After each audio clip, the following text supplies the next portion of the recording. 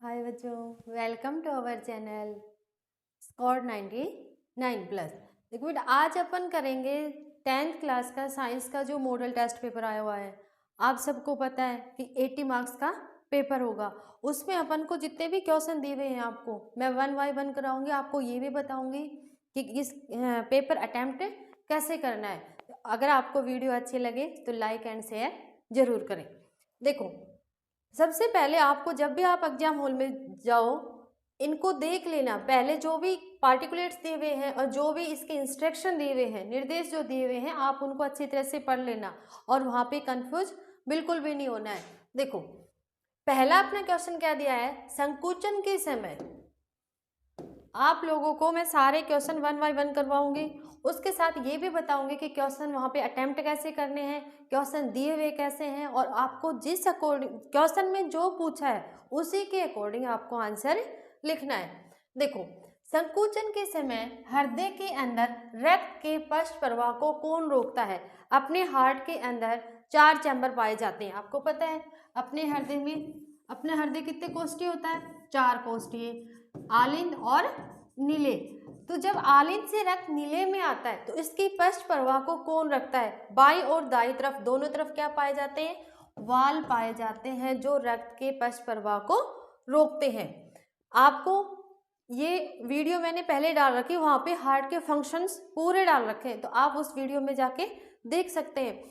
देखो, आपको यहाँ तो ये क्वेश्चन पूछा है, लेकिन वहां पे मैंने सारे क्वेश्चंस आपको करवाए कि हार्ट से कौन कौन से क्वेश्चन पूछे जा सकते हैं, तो आप वो वीडियो जरूर देखें। देखो, एक न्यूरॉन में विद्युत संकेतों का रासायनिक संकेतों में परिवर्तन कहाँ पर होता है। अपन ने पढ़ा था इस तरह से न्यूरॉन की जो संरचना है वो भी इम्पोर्टेंट है। न्यूरॉन के लास्ट वाले पार्ट में इस तरह से स्ट्रक्चर पाई जाती है और इस तरह से दूसरा न्यूरॉन आके यहाँ पे जड़ता है। बीच में से क्या होते हैं, जिसको अपन क्या बोलते हैं, सिनेप्सिस। बहुत बार ये क्वेश्चन पूछा जाता है कि सिनेप्सिस क्या होता है। तो दो न्यूरॉन के बीच में जो जगह पाई जाती है उसको क्या कहते हैं, सिनेप्सिस। और इस सिनेप्सिस के अंदर विद्युतीय संकेतों का रासायनिक संकेतों में परिवर्तन होता है। तो अपन क्या लिखेंगे, कोशिका काय में नहीं, तंत्रिकाक्ष पर, दुर्माशय पर, कोशिका द्रव्य में। तो दुर्माशय के लास्ट में क्या पाया जाएगा, अपन क्या लिखेंगे, दुर्माशय पर, क्योंकि इसके अंतिम छोर पर एक सिरा पाया जाता है जिससे दूसरा सिरा जुड़ेगा। इसके बीच में क्या पाया जाएगा, सिनेप्सिस पाया जाता है। और इसी सिनेप्सिस के अंदर जितनी भी विद्युतीय संकेत आते हैं वो रासायनिक संकेतों में परिवर्तन हो जाते हैं और आगे ट्रांसफर होते हैं। मानव मस्तिष्क का कार्य क्या है, मानव मस्तिष्क का क्या कार्य है। देखो, अपन सोचते हैं, बोलते हैं, उठते हैं, बैठते हैं। अपन ने मानव मस्तिष्क के 3 भाग पढ़े थे, अगर, मध्य और पश्च। उसके अंदर सोचना, संतुलन बनाना, हृदय स्पंदन, वो सारे कार्य किए जाते हैं। इसीलिए मस्तिष्क को क्या कहा जाता है, नियंत्रण कक्ष भी कहा जाता है।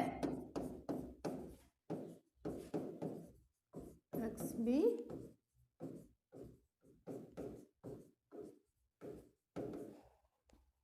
RRYY जीनी संरचना का बाह्य लक्षण होगा। देखो, अगर आपने मेंडल वाला चैप्टर पढ़ा है तो उसमें आपने पढ़ा होगा R का मीन्स क्या होता है, राउंड ना, गोल। और Y लक्षण किसको, Y जीन किसको दिखाता है, येलो। येलो मीन्स पीला।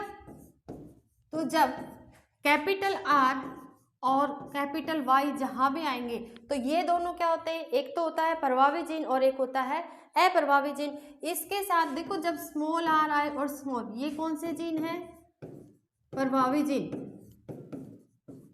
और ये होते हैं अप्रभावी जीन। तो जहां भी अपने पास अगर ये कैपिटल R और स्मॉल r आ जाते दोनों साथ, तो भी डोमिनेंट प्रभावी कौन होता, कैपिटल R वाला। तो अब देखो किसमें है, गोल हरा नहीं, झुर्रीदार पीला नहीं, गोल और पीला। तो ये कैसे होंगे, RRYY, गोल और पीला।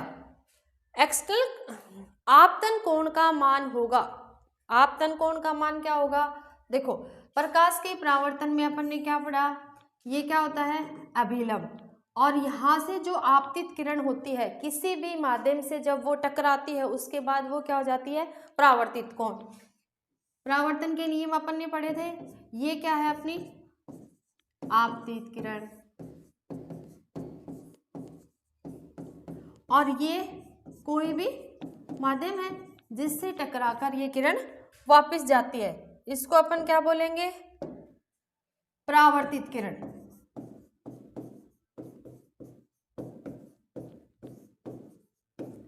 तो बीच वाला अपना क्या है, अभिलंब। तो जब भी आपतन कोण हमेशा किसके बराबर होगा, परावर्तन कोण के। ये परावर्तन के नियम में पहला नियम क्या होता है, आपतन कोण किसके बराबर होगा, परावर्तन के। दूसरा आपने क्या पढ़ा था, आपतित किरण, परावर्तित किरण और अभिलंब तीनों एक ही तल पर रहते हैं। ये भी आप याद कर लेना, ये भी बहुत बार क्वेश्चंस पूछा जाता है।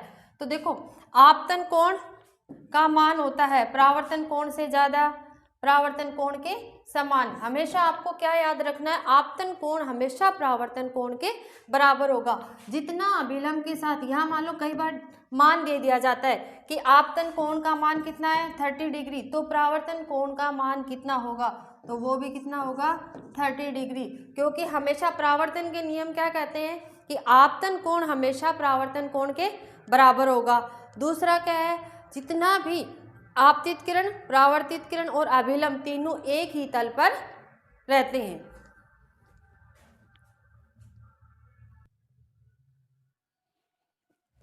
देखो बेटा आगे देखो,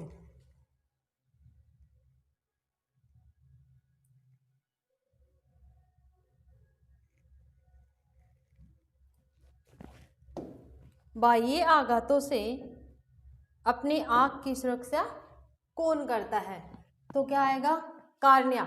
अगर पूछा जाए कि आंख का कौन सा भाग दान किया जाता है, तो भी आपका आंसर क्या आएगा, कार्निया। कार्निया को ही हमेशा दान किया जाता है। ऐसे कहते हैं ना, अपनी आंखों का दान कर दिया, पूरी आंख को दान नहीं किया जाता है, उसका कार्निया भाग ही दान किया जाता है। यदि किसी परिपथ में एक कूलाम आवेश को प्रवाहित करने में 1 जूल कार्य करना पड़ता है, तो दो बिंदुओं के बीच विभवांतर क्या होगा। तो देखो एक ही कूलाम है, एक ही जूल है, तो विभवांतर भी हमेशा क्या होगा, 1 वोल्ट ही होगा, क्योंकि V इज इक्वल टू क्या होता है, W/Q। ये आपको याद रखना है और आपको हमेशा इसी तरह से कार्य करना है। क्लियर। यदि किसी परिपथ में अगर आपसे 1 कूलाम दिया हो, चाहे वो इसी का दिया हो या फिर आगे प्रतिरोध वाला जो चैप्टर है उसमें भी दिया हुआ है, तो 1 कूलाम अगर 1 कूलाम आवेश को प्रभावित करने में अगर 1 जूल कार्य किया गया है, तो विभवांतर भी कितना होगा, 1 वोल्ट। चालक का तार प्रतिरोध निम्न में से किस पर निर्भर नहीं करता है, तो चालक की लंबाई पर, जो चालक तार है उसकी लंबाई पर, अनुप्रस्थ काट के क्षेत्रफल, उपयुक्त दोनों और उपयुक्त में से कोई नहीं। तो देखो अपने पास इसका फॉर्मूला क्या था, R इज इक्वल टू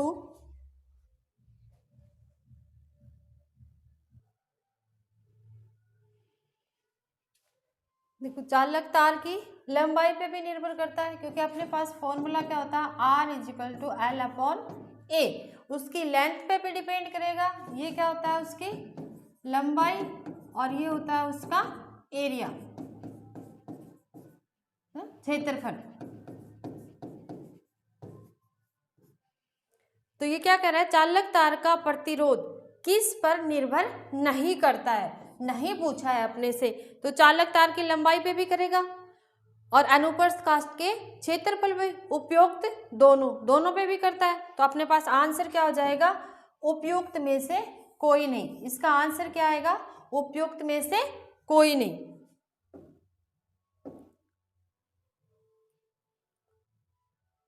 वातावरण में लोहे के ऊपर भूरी परत चढ़ने की प्रक्रिया क्या कहलाती है, संरक्षण। आप सभी को पता है कि जब भी लोहे के ऊपर कोई भी परत चढ़ेगी तो ये क्या कहलाएगी, संरक्षण। अपचयन क्या होता है, ऑक्सीजन का हटना। विकृत गंधिता, पहले वाले चैप्टर में ना विकृत गंधिता क्या होती है, जब भी किसी ऑयली पदार्थ के अंदर वो अपचयन हो जाता है, अपचित हो जाता है, उसके अंदर गंध आने लग जाती है, स्मेल आती है, उसको अपन क्या बोलते हैं? विकृत गंधिता। दिव्य विस्थापन, सारे पहले वाले चैप्टर के क्वेश्चन है ये। दिव्य विस्थापन क्या होता है? किसी भी अभिक्रिया के अंदर जब आयनों का आदान प्रदान होता है तो वो अभिक्रिया क्या कहलाती है? दिव्य विस्थापन। 2CH3COH ये क्या है? मेथिल एल्डिहाइड, सोडियम कार्बोनेट उपयुक्त अभिक्रिया में यौगिक है, तो अपने पास यौगिक क्या बनेगा?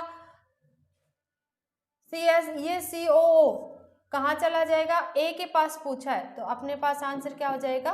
बे। क्लियर? आगे देखो मैंने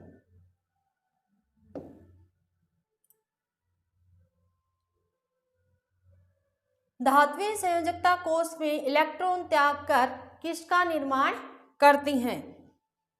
सभी को पता है अपने को क्या करेंगी? देखो धातुओं की जब अपन ने प्रॉपर्टी पढ़ी थी तो उसमें क्या पढ़ा था? धातुएं अपने संयोजकता कोष से इलेक्ट्रॉन्स त्याग कर क्या बनाएंगी? धन आयन। क्योंकि जब इलेक्ट्रॉन का त्याग किया जाता है तो क्या बनेगा? धन आयन, और जब इलेक्ट्रॉन को ग्रहण किया जाता है तो क्या बन जाएगा? ऋण आयन। लेकिन अपने से क्वेश्चन में पूछा क्या है कि धात्विक संयोजकता कोष में इलेक्ट्रॉन त्याग कर क्या बनाती हैं? तो क्या बनाएंगी? धन आयन। संयोजकता कोष कौन सा होता है? कि किसी भी धातु या कोई भी जो अपने पास तत्व होता है उसके बाह्यतम कोष के अंदर जितने इलेक्ट्रॉन्स होते हैं वो उसके क्या होती है? संयोजकता होती है। लेकिन देखो अगर यहाँ पे इलेक्ट्रॉन कितने हो जाए? 7, तो अपन संयोजकता कैसे निकालते हैं? 8 में से 7 को माइनस करते हैं, उस तत्व की संयोजकता कितनी हो जाएगी? 1। O3 किसका रासायनिक प्रतीक होता है? ओजोन का। धातु का दहनक्षय pH मान कितना होने पर शुरू होता है? दहनक्षय कब होगा? जब अपनी बॉडी के अंदर एसिड होता है तो वहां पे क्या बनना स्टार्ट हो जाता है? एसिडिटी बननी स्टार्ट हो जाती है। और एसिड वाला देखो जब अपन ने pH स्केल पढ़ा था उसमें पढ़ा था ना कि pH स्केल के अंदर 1 से लेकर 14 तक काउंटिंग होती है। 7 के ऊपर कोई भी चीज क्या हो जाती है? न्यूट्रल, उदासीन। क्या बोलते हैं इसको? उदासीन। तो एक जिसका pH मान 1 से लेकर 6 तक होगा वो क्या हो जाएगा? अम्लीय। और जिसका pH मान 8 से लेकर 14 तक होगा वो क्या हो जाएगा? क्षारीय। तो दहनक्षय होना शुरू कब होगा? जब 5.5 से कम होने पर अपने दांतों में दहनक्षय होना शुरू हो जाता है।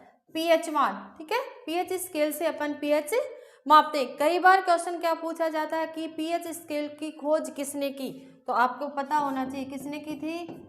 सोरेनसन 1913 में।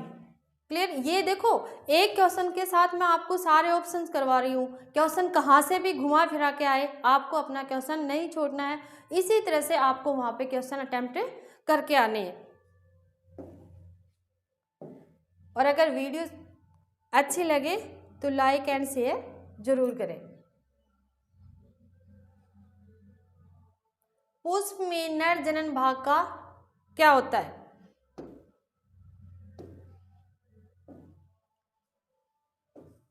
नाम पूछा है अपने पास, देखो अंडाशय, वर्तिकाकार, पुंकेसर और बाह्यदल। अपन कोई भी फ्लावर लेते हैं तो उस फ्लावर का डायग्राम इस तरह से बनाओगे आप। ये वाले क्या होते हैं उसके? बाह्यदल। उसके बाद इस तरह से अपन डायग्राम बनाते हैं। यहाँ पे क्या होती है?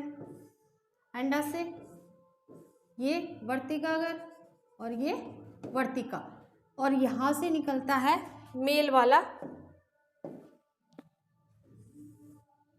इस तरह से। तो ये वाला भाग कौन सा है? नर, और ये वाला कौन सा है? मादा तंत्र। तो यहाँ पे वर्तिका, वर्तिकाकार, और ये कौन सा है आपका? अंडाशय। तो आपने से पूछा क्या है?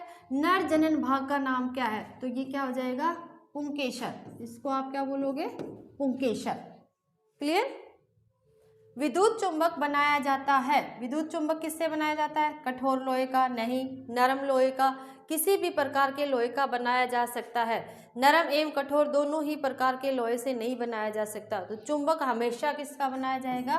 नरम लोहे से बनाया जाता है। देखो यहाँ पे आपसे क्या पूछा था, नर जनन, मैंने आपको क्या समझा दिया, मादा जनन तंत्र। तो क्वेश्चन कहीं से भी पूछे हमें छोड़ के नहीं आना है। लार में पाए जाने वाले एंजाइम को क्या कहते हैं, दोनों नाम आपको याद होने चाहिए। लार में पाए जाने वाले एंजाइम को लारिये ग्रंथि, उसको एमाइलेज, नाम क्या है, एमाइलेज, या कई बार इसका नाम टाइलिन भी आ जाता है। आपको दोनों नाम याद होने चाहिए। लार में पाए जाने वाले, लाला रस भी लिखा है, हिंदी में उसको क्या कहते हैं, लाला रस भी कहते हैं, लारिय ग्रंथि भी कह सकते हो, एमाइलेज भी कहते हैं, और टाइलिन भी। ये चारों नाम आपको याद होने चाहिए, क्योंकि क्वेश्चन में वो घुमा फिरा के आपसे पूछ सकता है। प्रकृति में सबसे अधिक क्रियाशील तत्व है, सबसे तो पहले वाला जो है सबसे अधिक क्रियाशील तत्व कौन सा होगा, अपन ने देखो पहले वाला जो श्रेणी में पहला जो क्रम था वो क्या था,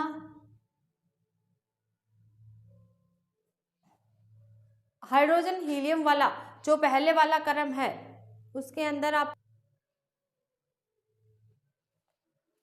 देखो ना सबसे अधिक क्रियाशील तत्व पूछा है। तो अपने पास पहले वाली ट्रिक क्या थी, अब की बार 5 वाला चैप्टर हटा दिया है, जो अपने पास श्रेणी वाला चैप्टर था उसमें देखो पहले के हाय लीना ने कार मांगी रब से सीजियम फरारी। तो ये जो सीजियम होता है वो सबसे अधिक क्रियाशील तत्व होता है। नल के जल का पीएच मान कितना होता है, तो कितना होगा, 6.5 से लेकर 8.5 तक माना जाता है। जल का अपवर्तनांक कितना होता है, ये देखो रटने वाली चीज है बेटा, आप लोगों को लर्न करनी ही पड़ेगी। तो आप क्या लिखोगे, 1.33। वोल्टोमीटर को सदैव कौन से परिपथ में लगाया जाता है, ठीक है।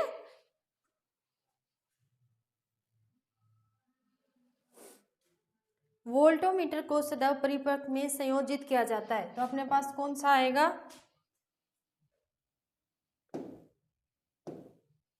श्रेणी क्रम।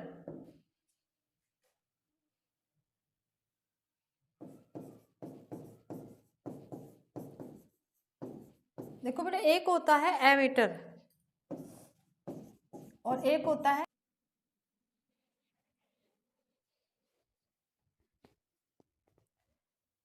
देखो बेटा सभी हरे पौधे एवं नील हरित शैवाल जिनमें प्रकाश संश्लेषण की क्षमता पाई जाती है वो क्या कहलाते हैं, जिनके अंदर प्रकाश संश्लेषण की क्रिया पाई जाती है उनको अपन क्या कहेंगे, स्वयंपोषी। जो अपना भोजन खुद बनाते हैं वो क्या कहलाते हैं, स्वयंपोषी। और जो अपने भोजन के लिए दूसरे पे डिपेंड रहते हैं उसको अपन क्या कहेंगे, परपोषी। दही में उपस्थित, हो गए सारे क्वेश्चंस। आपको इसी तरह से क्वेश्चंस करने हैं। मादा में अंडाशय की संख्या, देखो ये वाला क्वेश्चन अपना रह गया था। मादा में अंडाशय की संख्या कितनी होती है, 2। अगर जोड़ी पूछी जाए तो आप क्या लिखोगे, 1। लेकिन यहाँ पे अंडाशय की संख्या पूछी है तो कितने लिखेंगे अपन, 2। नल के जल का पीएच मान हो गया, जल का अपवर्तनांक, वोल्टोमीटर, एमीटर। तो इस तरह से आपको पूरी तरह से ये रिवाइज करना है। आगे देखो, दही में उपस्थित अम्ल का रासायनिक नाम लिखिए। तो दही में उपस्थित कौन सा होता है, लैक्टिक अम्ल।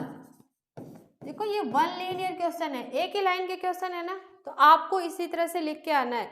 और इसके आगे इनके मार्क्स भी दिए हुए हैं, तो आपको जैसे जैसे क्वेश्चंस में पूछा गया है वैसे वैसे इसका आंसर लिखना है। अगर 1 मार्क का क्वेश्चन है तो उसके अकॉर्डिंग उसका आंसर लिखना है, अगर 2 नंबर का क्वेश्चन है तो उसके अकॉर्डिंग उसका आंसर लिखना है। मैग्नीशियम और क्लोराइड, देखो निम्नलिखित तत्वों के युग्मों के संयोजन से बनने वाले स्थिर द्विआधारी यौगिकों के सूत्र दीजिए। ये अपन 9th क्लास से पढ़ते हुए आ रहे हैं। देखो मैग्नीशियम की संयोजकता कितनी होती है, 2। क्लोरीन की संयोजकता कितनी होती है, 1। ये संयोजकता आपको आनी चाहिए। अब देखो जब भी अपन किसी भी, ये तो किसका पूछा है, मैग्नीशियम क्लोराइड का। किसी भी द्विधार, किसी भी यौगिक का अगर आप सूत्र बनाओगे तो वो इसी तरह से बनाना है, चाहे वो किसी के भी तत्व का पूछ रखा हो। तो यहाँ पे मैग्नीशियम की वैलेंसी कितनी है 2, क्लोरीन की कितनी है 1। जब अपन ये सूत्र बनाते हैं तो इसकी संयोजकता इसमें चली जाती है और इसकी संयोजकता इसमें चली जाती है। तो ये फॉर्मूला अपने पास क्या बना, मैग्नीशियम क्लोराइड। इसी तरह से मान लो अगर आपको पास दिया हो NaCl, तो इसकी संयोजकता कितनी होती है 1+ और क्लोरीन की कितनी होती है 1-। तो अपन क्या लिखेंगे, सोडियम की संयोजकता किसके साथ जाएगी, क्लोरीन के साथ, और क्लोरीन की संयोजकता किसके साथ जाएगी, सोडियम के साथ। तो अपने पास फॉर्मूला क्या बन जाएगा NaCl। और ये सूत्र किसका होता है, सामान्य नमक का, जिसका यूज अपन खाने में करते हैं। आगे देखो, हीरा विद्युत का चालन नहीं करता है, क्यों? देखो हीरे के अंदर क्या पाया जाता है, पहले तो आपको ये पता होना चाहिए कि कौन कौन से तत्व विद्युत का चालन करते हैं। वो कोई भी तत्व हो जिसके अंदर प्लस और माइनस मतलब आयंस क्या पाए जाएंगे, जिनके अंदर आयन फ्री पाए जाएंगे, प्लस और माइनस, वो हमेशा क्या करेंगे, विद्युत का चालन करेंगे। क्योंकि विद्युत का चालन करने के लिए हमेशा पॉजिटिव और नेगेटिव 2 तत्व होने जरूरी है। अब अपने से पूछा क्या है, हीरा क्यों नहीं करता, क्योंकि हीरे के अंदर कोई भी आयंस मुक्त अवस्था में नहीं पाए जाते। अगर वो मुक्त अवस्था में नहीं पाए जाते तो वो विद्युत का चालन भी नहीं करते। कार्बन का परमाणु क्रमांक कितना है, कितना होगा 6। ये आपको आते हैं ना 20 तक, hydrogen, helium, lithium, beryllium, boron और कार्बन। तो कितने नंबर पे आया, 6 नंबर पे। आपको इस तरह से ये लर्न करने हैं। अब तो कार्बन का पूछा है, वो बेरिलियम का पूछ ले, किसी का भी पूछ सकता है, हीलियम का पूछ ले, लिथियम का पूछ ले, तो आपको ये परमाणु क्रमांक आने चाहिए। तंत्रिका तंत्र की रचनात्मक एवं क्रियात्मक इकाई क्या है, तो आप क्या लिखोगे, न्यूरॉन। अगर अपने शरीर की क्रियात्मक और रचनात्मक इकाई पूछी जाए तो क्या लिखोगे, कोशिका, क्योंकि कोशिका से मिलके अपना शरीर बना हुआ है। तो उसको अपन क्या बोलते हैं, रचनात्मक। अपना शरीर बना, उससे अपनी रचना हुई, तो वो क्या होगी, कोशिका। जितने भी अपने शरीर के अंदर कार्य किए जाते हैं वो भी किससे किए जाते हैं, कोशिका से। क्योंकि कोशिकाओं को समूह मिलके क्या बनाएगा, उत्तक। उत्तकों का समूह क्या बनाता है, अंग। और अंग से हमारे क्या बनते हैं, अंगतंत्र। इस तरह से अपनी जो पूरी शरीर जो बना हुआ वो किससे बना हुआ है, कोशिका का। तो शरीर की क्रियात्मक एवं रचनात्मक इकाई क्या होगी, कोशिका। यहाँ पे किसकी पूछी है, तंत्रिका तंत्र की, तो क्या हो जाएगा, न्यूरॉन। प्लाज्मोडियम में जनन किस विधि के द्वारा होता है, तो वो क्या विधि है, बहुविखंडन विधि। ये विधि कौन सी हो जाएगी, बहुविखंडन विधि। वक्रता, त्रिज्या और फोकस दूरी में क्या संबंध होता है, बताओ भाई। वक्रता, त्रिज्या और फोकस दूरी में क्या संबंध होगा। वक्रता त्रिज्या बराबर क्या होता है, ये अपन ने पढ़ रखा है, 2 गुना वक्रता त्रिज्या बराबर क्या लिखोगे, 2 गुना फोकस डिस्टेंस। फोकस दूरी। ये फॉर्मूले आप लर्न कर लेना, क्योंकि ये अपने सारे काम में आने वाले हैं। मुख्य अक्ष को परिभाषित कीजिए। तो देखो अपन मुख्य अक्ष को परिभाषित कैसे करेंगे, अपन ने क्या पढ़ा था, ये वाला इधर वाला जो होता है इसको क्या बोलते हो आप, अवतल दर्पण। और जो उभरा हुआ पार्ट होता है उसको अपन क्या बोलेंगे, उत्तल दर्पण। ये जो उभरा हुआ पार्ट होता है इसको आप क्या बोलोगे, उत्तल दर्पण। और ये जो इधर गुफा की तरह होता है इधर वाला जो पार्ट, इसको अपन क्या बोलते हैं, अवतल दर्पण। अपने से क्वेश्चन क्या पूछा है, मुख्य अक्ष को परिभाषित करना है। तो यहाँ पे अपने क्या होती है, फोकस दूरी। तो एक काल्पनिक रेखा जो फोकस दूरी और इस प्रिंसिपल बिंदु मुख्य अक्ष को मिलाती है उसको अपन क्या कहते हैं, मुख्य अक्ष। क्या कारण है कि चुंबकीय क्षेत्र रेखाएं एक दूसरे को प्रतिच्छेद नहीं करती। अपन ने चुंबकीय क्षेत्र रेखाओं के जो भी प्रॉपर्टीज पढ़ी थी, उनके जो गुण पढ़े थे, उसमें पढ़ा था कि एक दूसरे को प्रतिच्छेद क्यों नहीं करते, क्योंकि अगर ये प्रतिच्छेद करेंगी तो इनकी दो दिशाएं होंगी जो कि संभव नहीं है। इसलिए जो चुंबकीय रेखाएं होती हैं वो कभी भी आपस में प्रतिच्छेद नहीं करती हैं। पर्यावरण में विघटन करने वाले जीवों की भूमिका बताइए। तो इनकी भूमिका क्या होती है? पर्यावरण में विघटन जो करते हैं, ये कचरे को डिकम्पोज कर देते हैं, तो ये भूमिकाएं आप इनको लिख सकते हो। सबसे इजी क्वेश्चन है ये। आगे देखो, देखो वन लाइनर क्वेश्चन है, तो ये तो आपको डायरेक्टली आने ही चाहिए। अब अपना क्या आ गया? Section B. देखो इसमें कितने संख्या, पर्सन संख्या कितने से कितने तक दी गई है? 4 से 15 तक। अब आपने से क्वेश्चन क्या पूछा है इसमें, और देखो इसके साथ में इसका इंस्ट्रक्शन दिया हुआ कि शब्द सीमा कितनी होनी चाहिए आपकी, 50 शब्दों में ही लिखना है। और इस तरह से क्वेश्चन भी डिवाइड कर रखे हैं। क्वेश्चंस देखो आप, अगर आप यौगिक एक्स और एल्यूमिनियम का उपयोग रेल की पटरियों को जोड़ने के लिए किया जाता है, यौगिक किसको पहचानना है? एक्स को। ठीक है, तो ये कितने नंबर का हो गया? हाफ मार्क्स का। उसके बाद अभिक्रिया का नाम, ये कितने मार्क्स का है? हाफ मार्क्स का। उसके बाद इसकी अभिक्रिया लिखनी है, ये कितने नंबर का है? 1 नंबर का। तो इस तरह से आपको इसकी अभिक्रिया लिखनी है। ठीक है, देखो आगे अपने से क्या पूछा? यौगिक एल्यूमिनियम। ठीक है, एल्यूमिनियम का उपयोग रेल की पटरियों को जोड़ने के लिए किया जाता है। यौगिक एक्स, एल्यूमिनियम की क्रियापन किसके साथ करवाएंगे? Ferric oxide. क्लियर? तो अपने पास क्या बन जाएगा? एल्यूमिनियम ऑक्साइड प्लस, फिर इसको अपन आगे निकाल देंगे।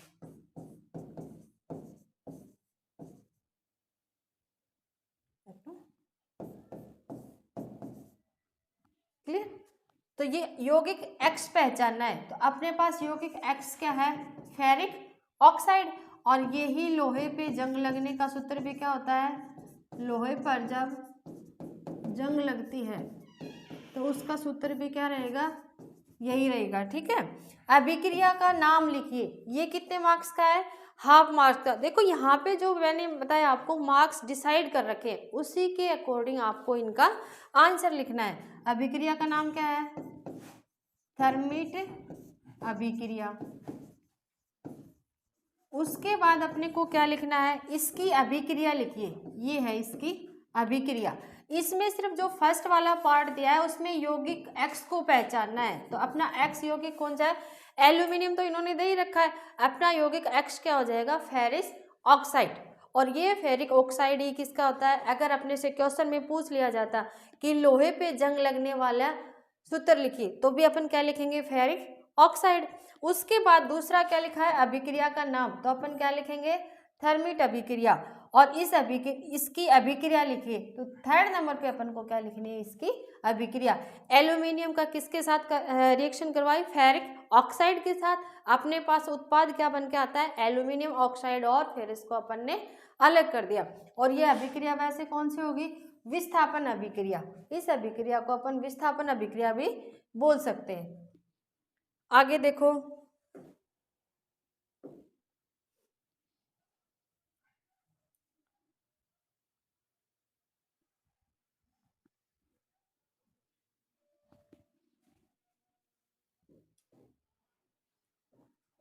देखो अब अपने पास क्वेश्चन क्या है? 5 वाला, विकृत गंधिता को समझाइए। विकृत गंधिता क्या होती है? जितने भी अपन चिप्स कुरकुरे खाते हैं उनके अंदर नाइट्रोजन गैस भरी होती है। अब वो ऑयली पदार्थ अगर बाहर ऑक्सीजन से क्रिया करते हैं और उनके अंदर गंध आनी शुरू हो जाती है, उसको अपन क्या बोलते हैं? विकृत गंधिता। अगर इसका आंसर लिखना है तो मैं आपको लिखवा देती हूँ। देखो, जब तेलीय पदार्थ ऑक्सीजन के साथ क्रिया करके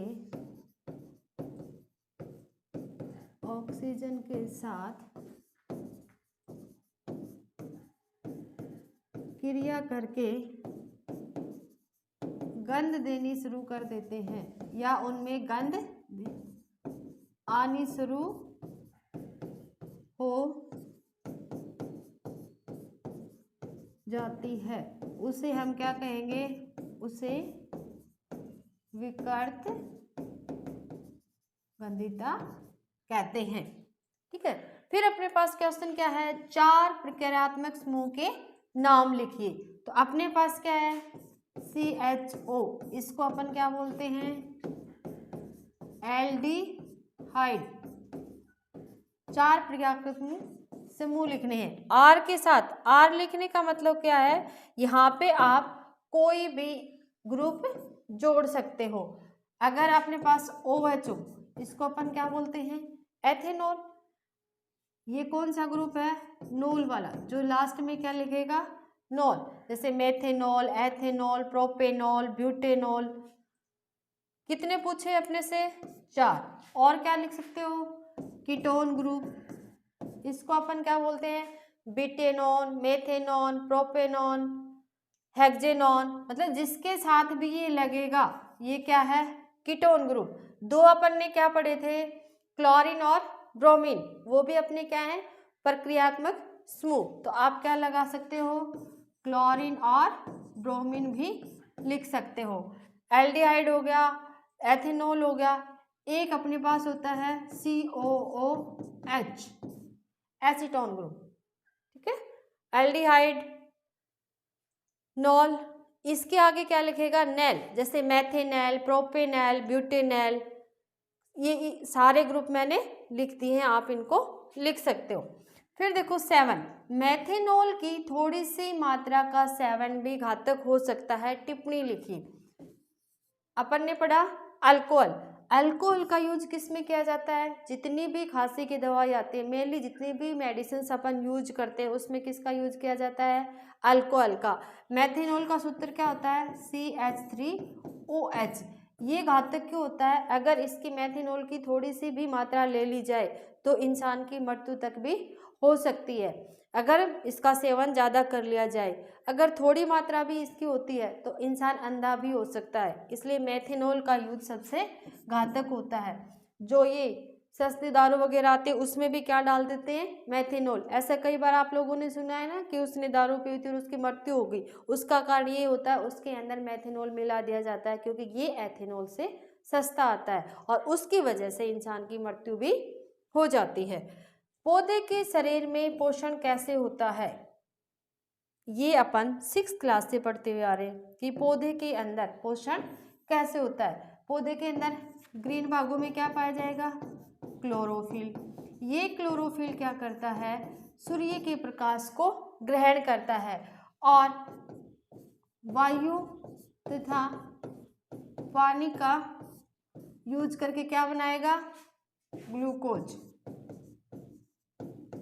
और ग्लूकोज का फॉर्मूला क्या होता है, C6H12O6। और इस पूरी प्रक्रिया को हम क्या बोलते हैं, प्रकाश संश्लेषण की क्रिया।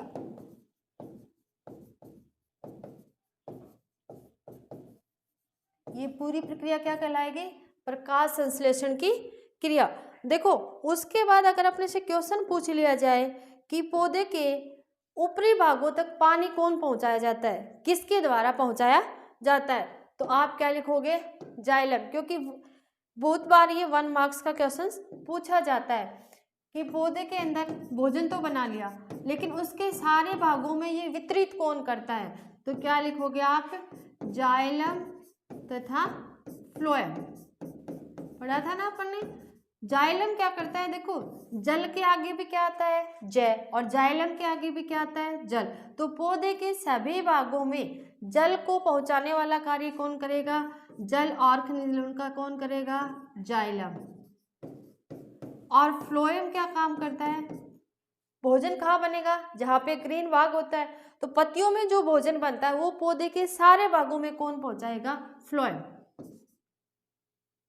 फ्लोएम क्या करता है, भोजन।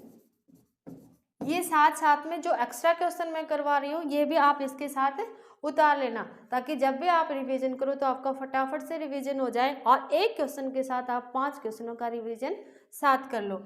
भोजन को सभी भागों तक पहुंचाया जाता है। ठीक है। सामान्य वर्दी और लैंगिक परिपक्वता में एक दूसरे से कैसे भिन्न है? देखो, जो सामान्य वर्दी होती है वो क्या होगी, जैसे अपनी ग्रोथ होती जाती है, पेड़ पौधों में भी वर्दी होती है, ह्यूमन बीइंग में भी वर्दी होती है। लेकिन लैंगिक परिपक्वता का मतलब क्या होता है कि जब लैंगिक अंगों का विकास होना है, जैसे कि जो बच्चे होते हैं नर और मादा, तो जो नर होते हैं उनके अंदर दाढ़ी मूंछ का आना,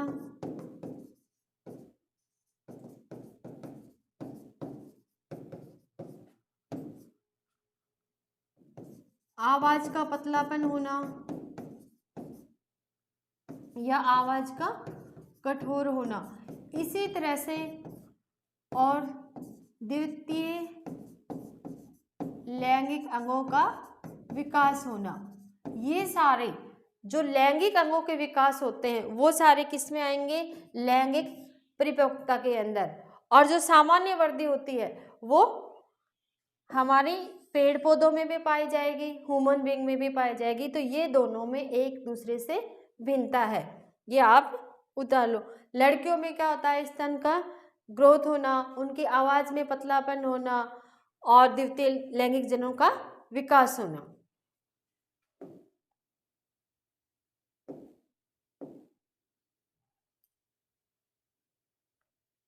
क्वेश्चन नंबर 10। देखो 9 क्वेश्चन अपन कर चुके हैं। अब अपने पास क्या आता है, क्वेश्चन नंबर 10, मादा जनन तंत्र का नामांकित चित्र बनाइए। ये नर जनन तंत्र, मादा जनन तंत्र, मस्तिष्क का और हृदय का, ये सारे चित्र आप लोगों को बनाना सीखना है, क्योंकि इस तरह से क्वेश्चंस पूछे जाते हैं। देखो आपको पता है अपन ने पहले 1 नंबर में क्वेश्चन किया था ना कि मादा के अंदर अंडाशय की संख्या कितनी होती है, तो कितनी होती है, 2।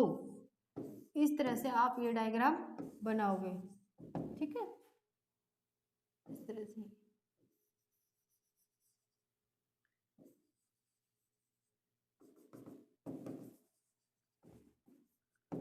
ये क्या होते हैं, अंडाशय। अगर जोड़ी पूछे जाएंगे तो 1 जोड़ी लिखोगे, अगर अंडाशयों की संख्या पूछी जाएगी तो 2 लिखोगे। ठीक है, ये ग्रीवा, और यहां से जो आएगी ये होती है फैलोपियन ट्यूब,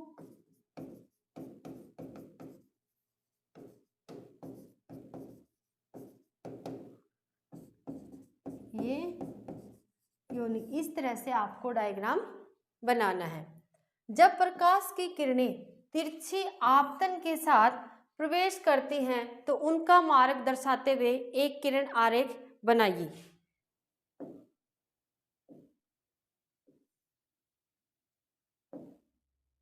देखो, आपतन के साथ प्रवेश करती हैं तो उनका मार्ग दर्शाते हुए एक किरण आरेख बनाना अपने को। हवा से पानी, तो अपने पास हमेशा अपवर्तन में क्या होते हैं, 2 माध्यम होते हैं, एक सघन होता है और एक विरल होता है। तो अपन इस तरह से एक माध्यम ले लेंगे। ठीक है, ये वाला अपना क्या हो जाएगा, हवा, और ये अपना वाला माध्यम कौन सा है, पानी। तो आप हवा को कौन सा माध्यम होता है, विरल माध्यम, और पानी कौन सा हो जाएगा अपना, सघन माध्यम। ये बीच में अपने क्या होता है, नॉर्मल, जिसको अपन क्या बोलते हैं, अभिलंब।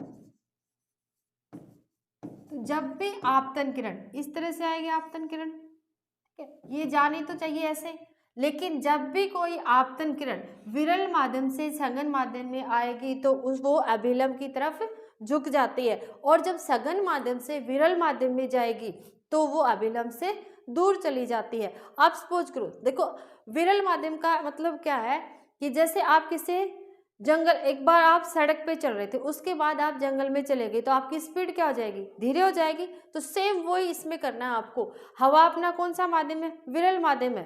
तो हवा से जब सघन माध्यम में आएगी तो वो अभिलंब की ओर झुक जाएगी, क्योंकि उसकी स्पीड क्या हो जाएगी, कम हो जाएगी। और जब वो सघन माध्यम से विरल माध्यम में जाएगी तो वो अभिलंब से दूर चली जाएगी। इस तरह से आपको डायग्राम दिखाना है। ये इस तरह से जाती डॉट डॉट, लेकिन ये कहाँ आ जाएगी, इधर आ जाएगी।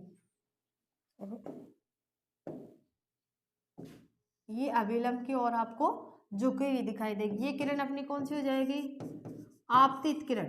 आने वाली किरण को हमेशा क्या लिखना है, आपतित किरण। और ये यहाँ से क्या हुई, अपवर्तित, तो इसको अपन क्या लिखेंगे, अपवर्तित किरण। और ये जो डॉट डॉट मैंने आपको बीच में दिखा रखा है, ये क्या है, अभिलंब। तो इस तरह से आपको डायग्राम भी बनाना है, क्योंकि इसने पूछा है 2 नंबर का क्वेश्चन पूछा है, तो डायग्राम बना के आपको लिखना भी है साथ में। क्योंकि आपने ऊपर जो इंस्ट्रक्शन इसके पढ़े थे उसमें क्या लिखा था कि 50 शब्दों में इसका आंसर देना है। तो आपको क्या लिखना है कि जब भी कोई आपतन किरण विरल माध्यम से सघन माध्यम में आती है तो वो अभिलंब की ओर झुक जाती है, और जब आपतित किरण विरल माध्यम से सघन माध्यम से विरल माध्यम में जाती है तो वो अपने अभिलंब से थोड़ा दूर चली जाती है। इस तरह से आपको इसका आंसर लिखना है। उसके बाद क्या है, उत्तल प्रतिबिंबों पर बनने वाले स्थिति बतानी है कि जो बिंब दिया हुआ है उसके प्रतिबिंब कहाँ बनेंगे। ठीक है, तो अपने पास उत्तल दर्पण के कितने बिंब बनते हैं, 6 बिंब बनते हैं। मैं आपको एक लाइन से ड्रॉ करके दिखाती हूँ। देखो बीच में अपन क्या लिखेंगे, प्रिंसिपल एक्सिस। उसके बाद अपन ने क्या लिखना है, एफ। उसके बाद क्या लिखना है, कर्वेचर। और उसके बाद अपन लिख देंगे अनंत।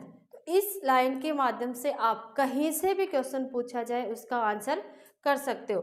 सेम ऐसा ही अपने को क्या लिखना है, आगे लिखना है, ये एफ, ये सी, और ये अपना क्या हो जाएगा, अनंत। अगर इस साइड अपन क्या लिखेंगे, बिंब, और इस साइड लिख देते हैं अपन प्रतिबिंब। इस लाइन के माध्यम से आप, इसमें क्या पूछी है, प्रतिबिंबों की स्थिति क्या होती है, सेम सारे आंसर कर दोगे, चाहे वो 1 वर्ड में आए क्वेश्चन, चाहे वो लॉन्ग में आए। आप इस लाइन को अगर याद कर लेते हो तो आप सारे क्वेश्चंस इजीली सोल्व कर लोगे। देखो अगर अपने पास पहला बिंब कहाँ रखा जाए, अनंत पे, यहाँ से चलना, तो उसकी स्थिति कहाँ हो जाएगी, उसका प्रतिबिंब कहाँ बनेगा, हमेशा फोकस पे बनेगा। इसी तरह से अपन आगे चले जाएंगे। ठीक है, अगर बिंब कहाँ रखा जाता है, अनंत और सी के बीच में, तो अपन इसको क्या लिख सकते हैं, सी के साथ में। ठीक है, तो इसका प्रतिबिंब कहाँ बनेगा, इसका प्रतिबिंब कहाँ बनेगा, आप तथा सी के बीच में, या आप क्या लिख सकते हो, सी के साथ में। तीसरा अपना क्या हो जाएगा, अगर कोई भी बिंब कहाँ रखा जाता है, वक्रता केंद्र पे, तो उसका प्रतिबिंब कहाँ बनेगा, वक्रता केंद्र पे ही बनेगा। क्योंकि इनकी जो दूरी होती है वो भी क्या होगी, समान होगी, और जितनी दूरी बिंब की है उतनी ही किसकी होगी, प्रतिबिंब की। इनकी स्थिति भी वैसे ही रहेगी।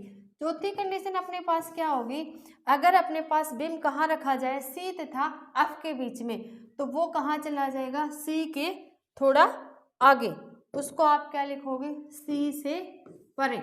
पांचवी अपने पास क्या है, अगर बिंब कहाँ रखा जाए, फोकस पे, तो आप उसका प्रतिबिंब कहाँ बनाओगे, अनंत पे। देखो एक ही लाइन से सारे क्वेश्चंस बन रहे हैं ना भाई। पहला बिंब अपन ने कहाँ रखा, अनंत पे, उसका प्रतिबिंब कहाँ बनाया, फोकस पे। सुन, दूसरा अपने पास क्या है, सी के साथ में, तो अपन क्या लिख देंगे, सी एफ तथा सी के बीच में। तीसरा अपना बिंब कहाँ रखा गया, कर्वेचर पे, वक्रता केंद्र पे, तो उसका प्रतिबिंब भी कहाँ बनेगा, वक्रता केंद्र पे। चौथा अपना क्या है, सी तथा एफ के बीच में, तो अपन भी क्या लिखेंगे, सी से थोड़ा आगे या सी से परे। पांचवी कंडीशन अपने पास क्या है कि बिंब कहाँ रखा गया, फोकस पे, तो उसका प्रतिबिंब कहाँ बनेगा, अनंत पे। छठी कंडीशन अपनी क्या रहेगी, आप तथा पी के बीच में, तो आप क्या लिखोगे उसको, अनंत से आगे, और जो अनंत के आगे बनेगा वो अपने को दिखेगा नहीं, तो वो आभासी होगा और हमेशा सीधा रहेगा। इस तरह से इस लाइन को आप ड्रॉ कर लेना और इसके ऊपर इसी तरह से सारे मार्क्स कर लेना। आपका क्वेश्चन कहीं से भी आए, गलत नहीं होगा। लघु पठन से आप क्या समझते हैं, बताओ। लघु पठन क्या होता है? अपने घरों में होता है, जैसे आपस में तार चिट चिट नहीं करते, शॉर्ट सर्किट, जिसको आप क्या बोलते हो, शॉर्ट सर्किट। तो क्या कहता है लघु पठन होता क्या है कि जब भी कोई उदासीन तार, जब कोई उदासीन तार किसी विद्युत चालक तार से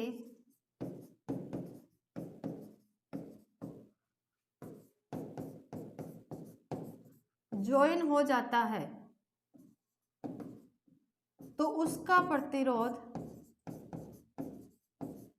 कम हो जाएगा, और प्रतिरोध कम होने की वजह से वहां पे क्या हो जाएगा, लघु पठन हो जाता है, शॉर्ट सर्किट हो जाता है। इसके साथ स्टार लगा के आप ये भी लिख लेना कि लघु पठन को वन लीनियर क्वेश्चन, 1 मार्क्स का क्वेश्चन पूछ लिया जाता है कि लघु पठन को कैसे रोका जा सकता है। तो लघु पठन को फ्यूज के तार लगा के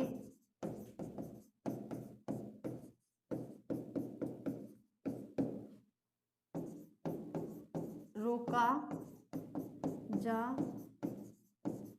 सकता है। क्लियर? आपको इसी तरह से आंसर लिखने हैं। दैनिक जीवन में कोई 4 गतिविधियां सुझाइए जो पर्यावरण के अनुकूल हो।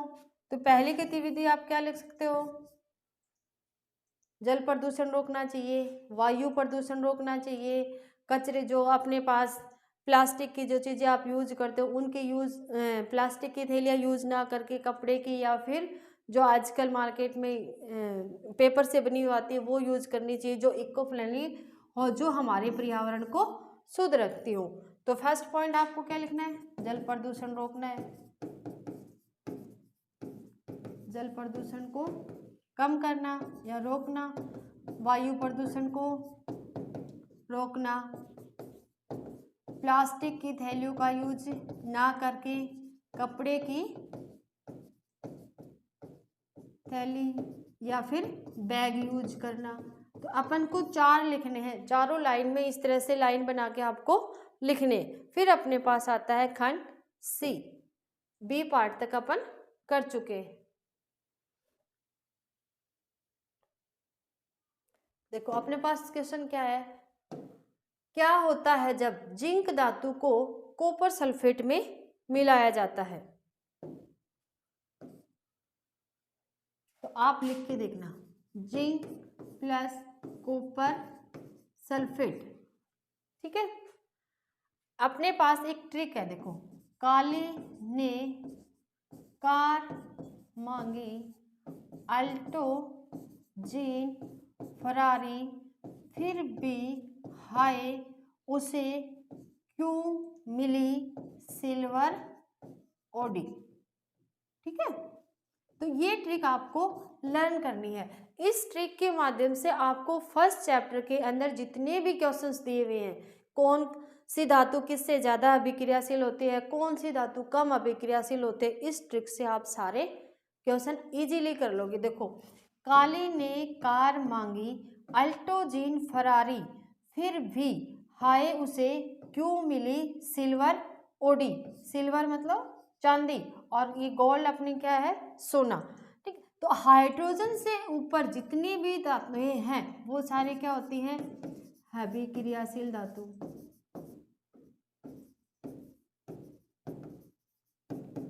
और हाइड्रोजन के नीचे जो धातु है वो सारी क्या है, कम क्रियाशील धातु। दूसरा अपन क्या कह सकते हैं कि जब ऊपर से नीचे की तरफ आते जाते हैं तो इनकी अभिक्रियाशीलता कम होती जाती है। अब देखो, जिंक कहाँ है, कॉपर के ऊपर, हाइड्रोजन के नीचे कॉपर है और कॉपर के ऊपर क्या है, जिंक। तो मैंने क्या बताया आप लोगों को कि हाइड्रोजन से ऊपर जितनी भी धातुएं होती हैं वो अधिक क्रियाशील होती हैं, और हाइड्रोजन से नीचे जितनी धातुएं हैं वो कम क्रियाशील होती हैं। तो अब जिंक क्या करेगा, कॉपर को विस्थापित कर देगा, और यहाँ पे कॉपर जिंक की जगह पे आ जाएगा। तो अपने पास उत्पाद क्या बनेगा, जिंक सल्फेट प्लस कॉपर। तो ये कौन सी अभिक्रिया हो गई। अब अपने पास उत्पाद क्या बन गया, क्वेश्चन में क्या पूछा है, जिंक धातु को कॉपर सल्फेट के घोल में मिलाया जाता है तो क्या बन जाएगा, जिंक कॉपर को विस्थापित कर देगी और जिंक सल्फेट का सॉल्यूशन बना लेगी। उसके बाद क्या है, तनु सल्फ्यूरिक अम्ल में जिंक धातु मिलाई जाती है। तो देखो वो भी अपन इसी से सोल्व कर लेंगे। पहले तो आपको ये पता होना चाहिए सल्फ्यूरिक अम्ल का फॉर्मूला क्या होता है, H2SO4, और इसी को क्या कहते हैं, अम्लों का राजा। क्वेश्चंस में कई बार क्या पूछा जाता है, अम्लों का राजा किसे कहा जाता है, तो आप क्या लिखोगे, सल्फ्यूरिक अम्ल। एक लाइन में ये भी क्वेश्चन पूछा जाता है। अब देखो तनु सल्फ्यूरिक अम्ल लिख लिया, H2SO4, जब इसमें जिंक मिलाई जाएगी तो अपने पास क्या बन जाएगा, हाइड्रोजन का है नीचे, जिंक का है ऊपर है, तो ये जिंक भी इसको क्या करेगी, हाइड्रोजन को विस्थापित कर लेगी। दूसरा उत्पाद अपने पास क्या बनेगा, zinc sulphate plus hydrogen gas को हमने क्या कर दिया, विस्थापित। यदि अभिक्रिया होती तो संतुलित रासायनिक समीकरण भी लिखें, ये भी आपको पता होना चाहिए। देखो यहाँ पे कॉपर और सल्फेट की वैलेंसी कितनी होती है, 2-2, तो ये हो गया कॉपर सल्फेट। जिंक की संयोजकता भी कितनी होती है, 2, तो ये अभिक्रिया क्या है, ऑलरेडी पहले से ही बैलेंस्ड है, जिंक सल्फेट प्लस कॉपर। अब H2SO4 सल्फेट की संयोजकता कितनी होती है, 2, वो किसके साथ चली गई, हाइड्रोजन के साथ। हाइड्रोजन की संयोजकता कितनी होती है, 1, तो जिंक सल्फेट यहाँ पे क्या बन जाएगा बेटा, जिंक सल्फेट, तो जिंक की संयोजकता भी 2 और सल्फेट की संयोजकता भी 2, तो अपने पास उत्पाद क्या बना, जिंक सल्फेट। ये हो गया संतुलित। यहाँ भी जिंक कितना है, 1, और यहाँ भी सल्फेट कितना है, 1। तो अब जब अपन अभिक्रिया को संतुलित करते हैं तो क्या देखते हैं कि जितने नंबर ऑफ अभिकर्मक होंगे उतने ही नंबर ऑफ उत्पाद बनेंगे। जितनी अभिकर्मकों की संख्या होगी उतनी ही उत्पादों की संख्या होनी चाहिए। तो यहाँ पे हाइड्रोजन कितने हैं, 2, तो यहाँ पे भी हाइड्रोजन अपन ने क्या लिख दिए, 2, तो ये अभिक्रिया भी अपन ने क्या कर दी, संतुलित। ये ट्रिक आप अच्छे से लिख लो और इससे आप फर्स्ट चैप्टर में जहाँ से भी जो भी क्वेश्चन पूछा जाएगा वो इजीली कर लोगे। इससे आपको ये भी पता चल जाएगा कि कौन सा तत्व किसको विस्थापित कर सकता है, कौन से धातु किसको विस्थापित नहीं कर सकती। दूसरा क्वेश्चन पूछा जाता है कि विस्थापन क्या होता है, दिव्य विस्थापन क्या होता है। देखो अगर अधिक अभिक्रियाशील धातु होगी तो वो कम अभिक्रिया धातु को क्या करेगी, विस्थापित कर देगी, तो उस अभिक्रिया को अपन क्या बोलते हैं, विस्थापन अभिक्रिया। जब आयन आपस में एक्सचेंज होते हैं, एक आयन एक यौगिक के आयन दूसरे यौगिक में चले जाते हैं, उसको अपन ने क्या बोला था, दिव्य विस्थापन अभिक्रिया। तो ये वाली ट्रिक आप पहले से उतार लो। तो ये अभिक्रिया अगर पूछ ली जाए तो ये अभिक्रिया कौन सी है, विस्थापन अभिक्रिया। क्यों, क्योंकि यहाँ जिंक ने क्या किया है, कॉपर को विस्थापित किया है, तो ये अभिक्रिया क्या कहलाएगी, विस्थापित अभिक्रिया। और फिर क्या पूछा था आपने से, यदि अभिक्रिया होती तो संतुलित रासायनिक समीकरण भी लिखे, तो हमने संतुलित रासायनिक समीकरण लिख दी क्योंकि इनके अंदर अभिक्रिया होती है। फिर अपने पास क्या है, आगे वाला क्वेश्चन देखो,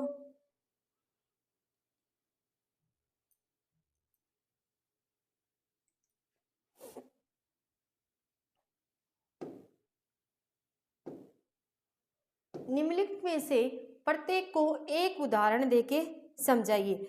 अब यहाँ पे सबसे पहले आपको क्या देखना है, ये कितने पार्ट्स में डिवाइड कर रखा है, 2 पार्ट में। अगर आप पहले वाला लिखोगे, अगर आपने इसकी परिभाषा लिखी तो आपको कितने नंबर मिलेंगे, 1 नंबर। अगर आपने किसके साथ लिखा, उदाहरण के साथ, तो ही आपको 1.5 नंबर मिलेंगे, नहीं तो 1 ही नंबर मिलेगा।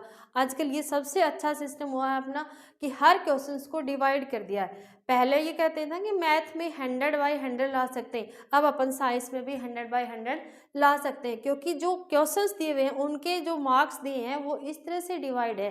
अगर आप क्वेश्चन के अकॉर्डिंग आंसर लिखोगे तो आपके कोई भी मार्क्स नहीं काट सकता और आप 100/100 ला सकते हो। अब देखो संयोजन अभिक्रिया, तो अपन क्या लिखेंगे, संयोजन अभिक्रिया क्या होती है, जब 2 तत्व आपस में मिलकर एक यौगिक बनाते हैं,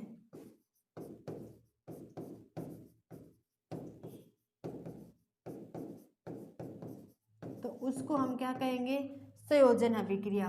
जैसे उदाहरण में क्या लिखोगे आप, मैग्नीशियम प्लस ऑक्सीजन। और इनको आपको ध्यान में रखना है, जब भी आप अभिक्रिया लिखो उसको संतुलित जरूर लिखना। तो अपने पास उत्पाद क्या बन जाएगा, मैग्नीशियम ऑक्साइड। यहाँ पे देखो दो तत्व है ना, मैग्नीशियम और ऑक्सीजन, तो ये दोनों तत्व मिलके क्या बना दिया, एक यौगिक बना दिया। उस अभिक्रिया को हमने क्या बोल दिया, संयोजन अभिक्रिया। इसी के विपरीत दूसरी अभिक्रिया अपनी कौन सी है, वियोजन अभिक्रिया। वियोजन अभिक्रिया में क्या होता है कि जब एक यौगिक टूट के दो उत्पाद बना दे, उसको अपन क्या बोलेंगे, वियोजन अभिक्रिया। सेम इसके विपरीत हो जाएगी। अब दूसरा अपना विस्थापन अभिक्रिया, देखो पूछ लिया ना, विस्थापन अभिक्रिया क्या होती है। तो विस्थापन अभिक्रिया में आप क्या लिखोगे, जब अधिक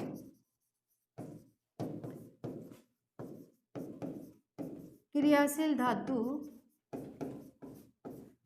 कम क्रियाशील धातु को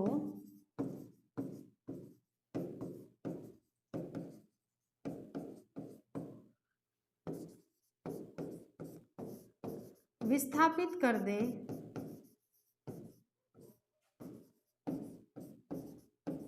वो अभिक्रिया कौन सी कहलाएगी, विस्थापन अभिक्रिया। अभी अपन ने क्या किया, जिंक प्लस कॉपर सल्फेट, तो अपने पास उत्पाद क्या बना, जिंक सल्फेट। कॉपर को अपन ने क्या कर दिया, विस्थापित। सेम इसी तरह से आपको आंसर लिखना है। तो आपके नंबर कोई भी नहीं काट सकता, क्योंकि एक नंबर की अपन ने परिभाषा लिख दी और आधे नंबर का अपन ने क्या लिख दिया, इसका उदाहरण लिख दिया। तो इस तरह से अपन पूरे नंबर इसमें ला सकते हैं। जब अधिक क्रियाशील धातु, अपने वाली ट्रिक याद करो, काली ने कार मांगी अल्टो जीन फरारी, फिर भी हाय उसे क्यों मिली सिल्वर ओडी। तो आपको उससे ये पता चल जाएगा कौन सी धातु किसको विस्थापित कर सकती है। ये अपन ने क्या लिख दिया, इसका उदाहरण। इसी तरह से आपको सारे क्वेश्चंस अटेम्प्ट करके आने हैं। पादप हार्मोन से आप क्या समझते हैं, किन्हीं दो पादप हार्मोन के नाम एवं एक एक कार्य लिखिए। तो देखो पादप हार्मोन कितने होते हैं, 4।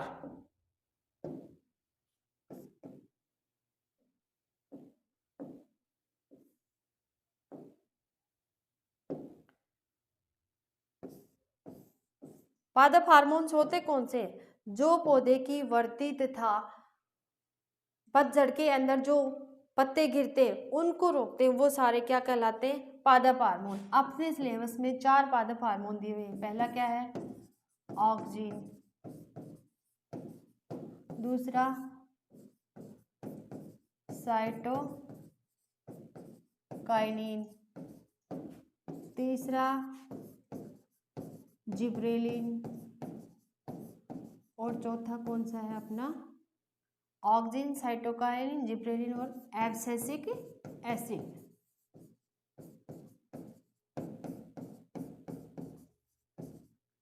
ठीक है, पहले अपन को लिखना क्या है, पादप हार्मोन से आप क्या समझते हैं। पादप हार्मोन जो पौधे की वृद्धि तथा उसके लंबाई चौड़ाई को नियंत्रित करते हैं, वो क्या कहलाएंगे, पादप हार्मोन। उसके बाद क्या पूछा है, किन्हीं दो पादप हार्मोन के नाम।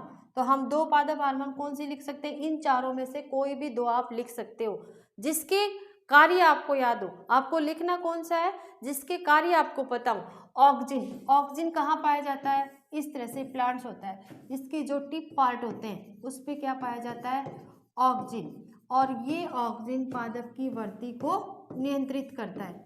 ठीक है, ये इसका कार्य है। पौधे के टिप पार्ट में कौन सा पाया जाएगा, ऑक्सिन, और ये पादप की वृद्धि को नियंत्रित करता है। दूसरा कौन सा है, साइटोकाइनिन, ये पौधे के अंदर कोशिकाओं का विभाजन करता है। क्या लिखोगे, कोशिकाओं का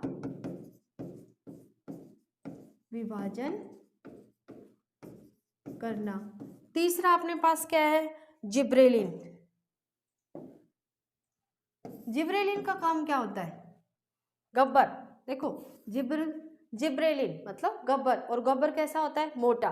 तो पौधे की मोटाई को कौन नियंत्रित करता है, जिब्रेलिन, मोटाई को नियंत्रित करना। फिर क्या है, एब्सिसिक एसिड, ये पौधे की वृद्धि को संदमन कर देता है, मीन्स पौधे की वृद्धि को रोक देता है। ऑक्सीजन का काम बढ़ाना और एब्सिसिक एसिड का काम क्या होता है, किसी भी चीज को स्टॉप करना, किसी भी चीज को रोकना। तो ये पौधे की वृद्धि को संदमन कर देता है। देखो इसी तरह से मैं आपके लिए नई हर एक चैप्टर की वीडियो लाऊंगी जिसमें इंपॉर्टेंट क्वेश्चन दिए हों और आपके इस तरह से पूरे चैप्टर का एक ही साथ रिवीजन करवा दूँ। तो आप इस चैनल को लाइक एंड सब्सक्राइब जरूर करें।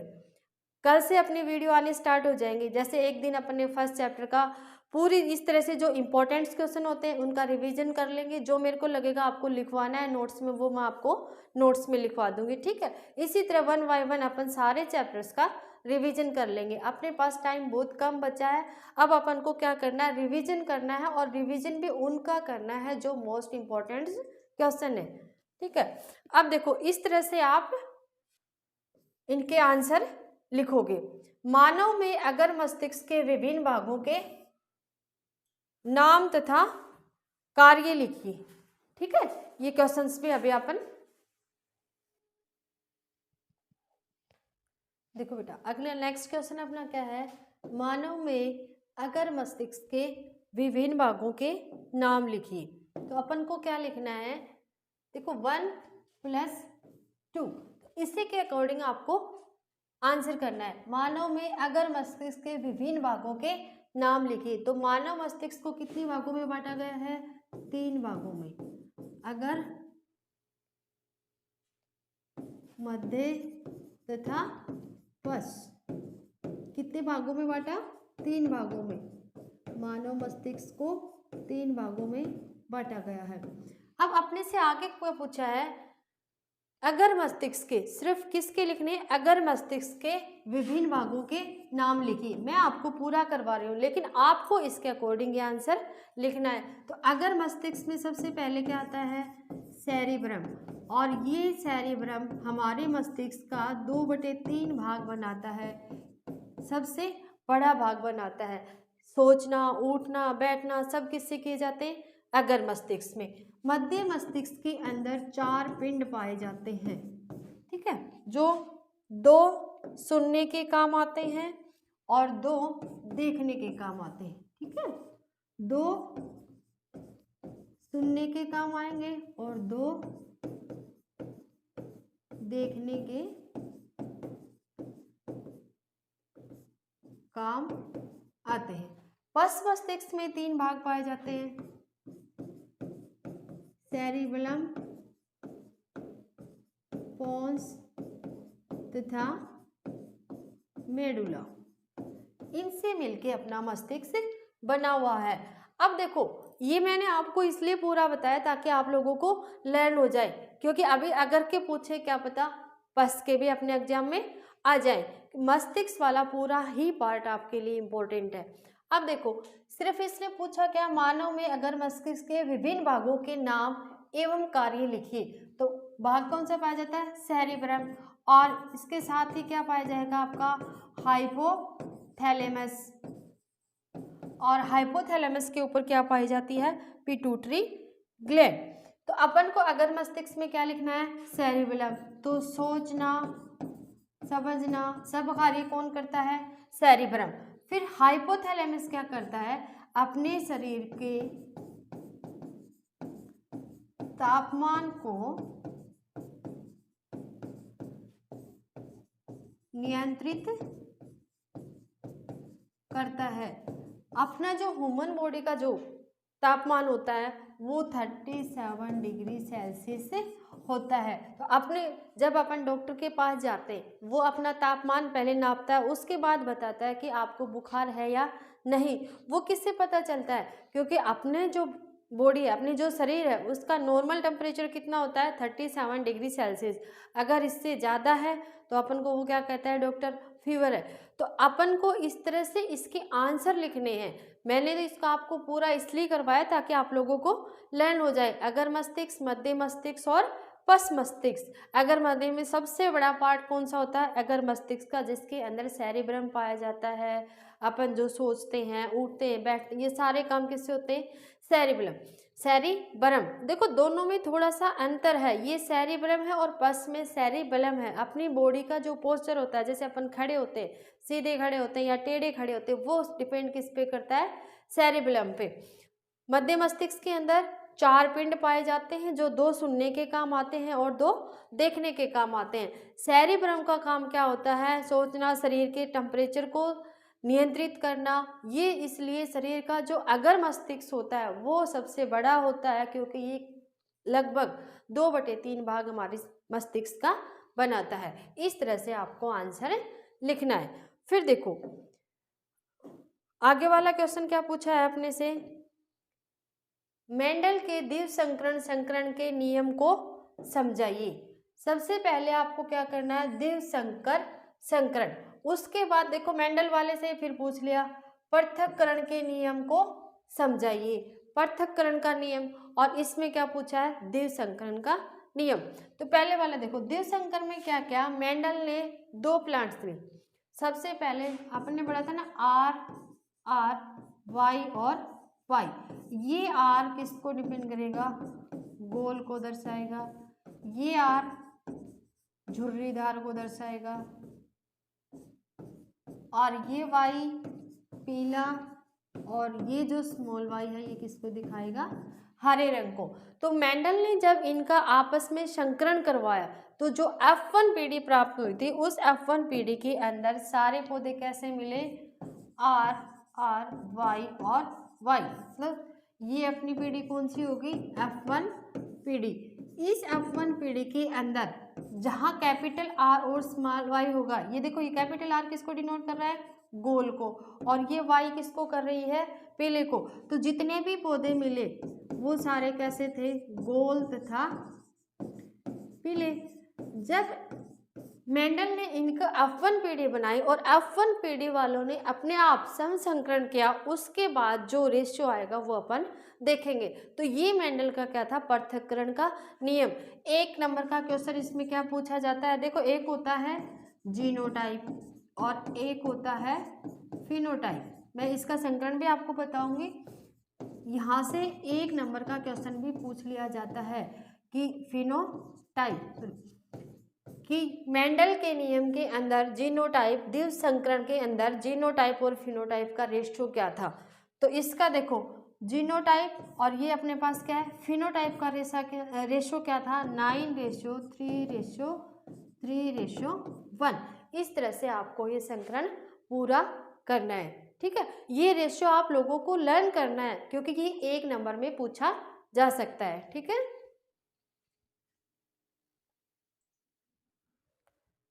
देखो बेटा जीनोटाइप कितना हो जाएगा अपना? 12, 24, 12, 12, 1। इन सब के बीच में आपको क्या लगाना है? रेशियो लगा देना है इस तरह से। ठीक है, टोटल नंबर काउंट कर लेना। ये भी कितने हैं? 16। तो ये भी कितने होंगे? 16। फिनोटाइप क्या होते हैं? जो लक्षण अपन को बाहर से दिखाई देते हैं वो सारे क्या होंगे? फिनोटाइप। जीनोटाइप क्या होते हैं? जो अपने जीन से संरचना बनी होती है, अंदर की जो संरचना होती है जो जीन से बनी होती है उसको अपन क्या बोलते हैं? जीनोटाइप। तो इस तरह से आपको ये क्वेश्चंस करना है। देखो उसके बाद आपको करना क्या है? ये F1 जनरेशन और F2 जनरेशन दोनों ही बना के आपको दिखानी है। तो पहले वाली जो F1 जनरेशन है उसमें अपन ने क्या लिया? RR YY। मैं आपको गैमेट्स बनाने सिखा रही हूँ, इस तरह से आप पूरी टेबल बनाओगे। फिर ये अपनी क्या है? F1 पीढ़ी। जब इस F1 पीढ़ी ने स्वपरागण से दूसरी पीढ़ी बनाई, मतलब F2 पीढ़ी बनाई, तो इसमें किस 4 तरह के जीन अपन को दिखाई देंगे। पहले अपन R को R के साथ संकरण करवाएंगे तो क्या बन गया? RY। देखो एक मैंने कैपिटल लिख रखे हैं और एक मैंने स्मॉलेस्ट लिखे हैं, दोनों में अंतर क्या होगा? जो कैपिटल वाले लिखे हैं, जो बड़े वाले लिखे हैं, ये प्रभावी होते हैं, और जो छोटे वाले लिखे हैं वो अप्रभावी होते हैं। RY। तो इससे जो जितने भी बनेंगे वो कैसे होंगे? R किसको दिखा रहा था? गोल, और Y किसको दिखाता है? पीले को। ठीक है, फिर इस R को किसके साथ करवा दो? स्मॉल y के साथ। तो R स्मॉल वाई। फिर इस आर को किसके साथ करवा देंगे, कैपिटल वाई के साथ, और इस आर को किसके साथ करवा दोगे आप, स्मॉल वाई के साथ। इस तरह से, इसी तरह से आपको क्या बनाना है, इधर भी लिखना है R Y, capital R small Y, small R capital Y, small R और स्मॉल वाई। इस तरह से आपको ये सारणी बनानी है, ठीक है। इस तरह से अपन ये बना लेंगे और फिर बाद में इसका क्या दिखाएंगे, अपन रेशियो दिखाएंगे, R Y R Y R Y R Y, सारी इस तरह से ही बनानी है आपको, ठीक है। R Y R Y R Y और आर स्मॉल वाई। फिर सेकंड, पहले इसको लिखते जाओ फिर इसको लिख दो, सबसे सिंपल यही है। इस तरह से आपको पूरी टेबल बनानी है, R Y R capital Y, R smallest Y, R smallest Y. इस तरह से आप पहले एक को उठा लेना, फिर ऊपर वाले को लिख देना, सीधा सिंपल, ठीक है।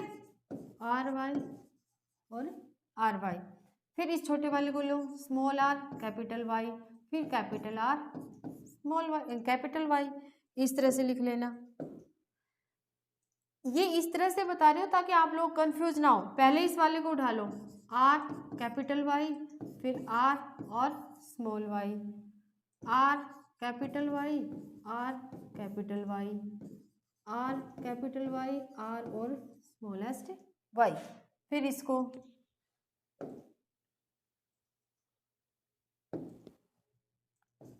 आर वाई कैपिटल आर और capital Y, R Y capital R और smallest Y, R Y capital R small R और capital Y, small R small R small Y और स्मॉल वाई। इस तरह से जो अपना रेशियो आया वो कितना आएगा, अभी अपन ने करा ना, जीनोटाइप इसका कितना आएगा, 12 24 12 12 1। ये तो आपका क्या हो गया, जीनोटाइप।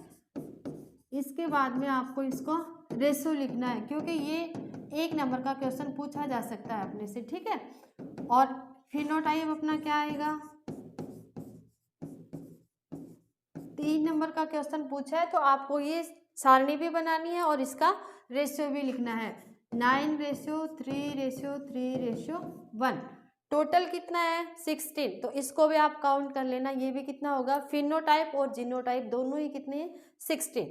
क्लियर। उसके बाद देखो नेक्स्ट क्वेश्चन अपना क्या है,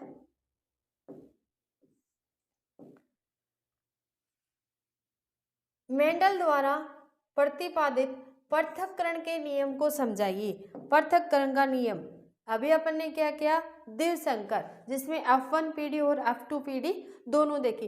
पृथक्करण का नियम क्या कहता है कि इसने क्या लिया, कैपिटल टी और स्मॉल टी। कैपिटल टी किसको दर्शाते हैं, जितने भी पौधे होंगे वो सारे कैसे होंगे, लंबे। स्मॉल टी किसको दिखाएगी, बौने पौधों को।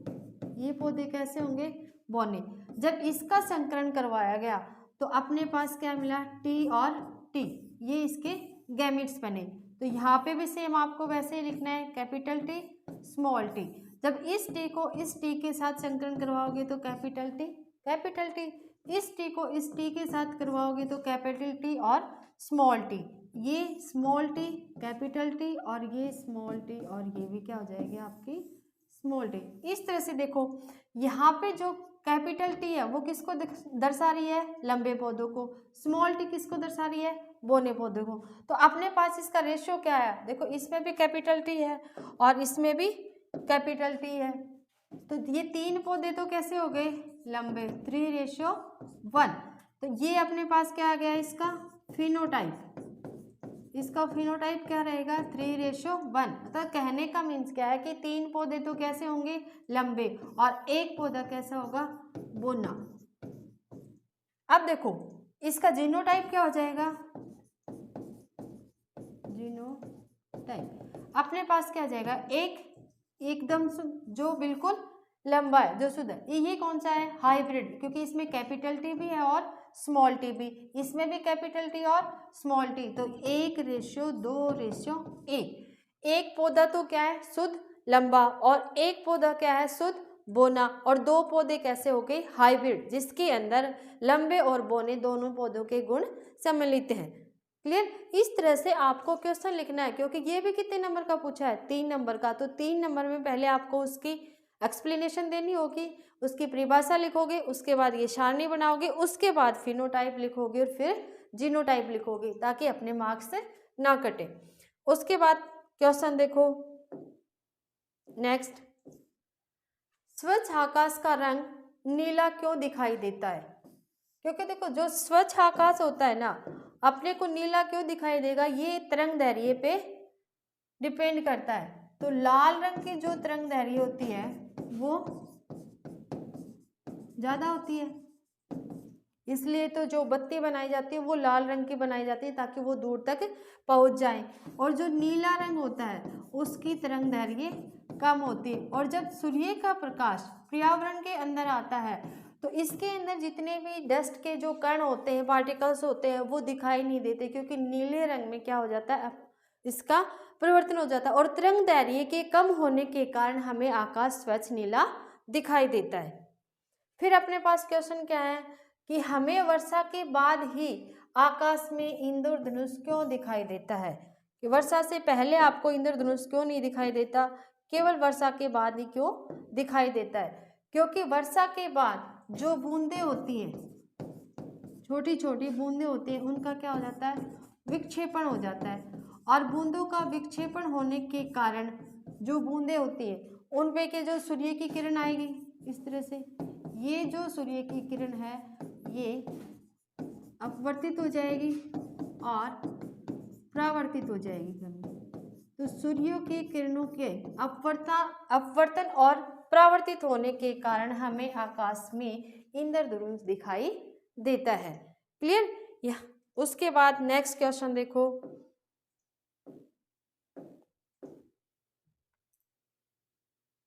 टिंडल प्रभाव किसे कहते हैं?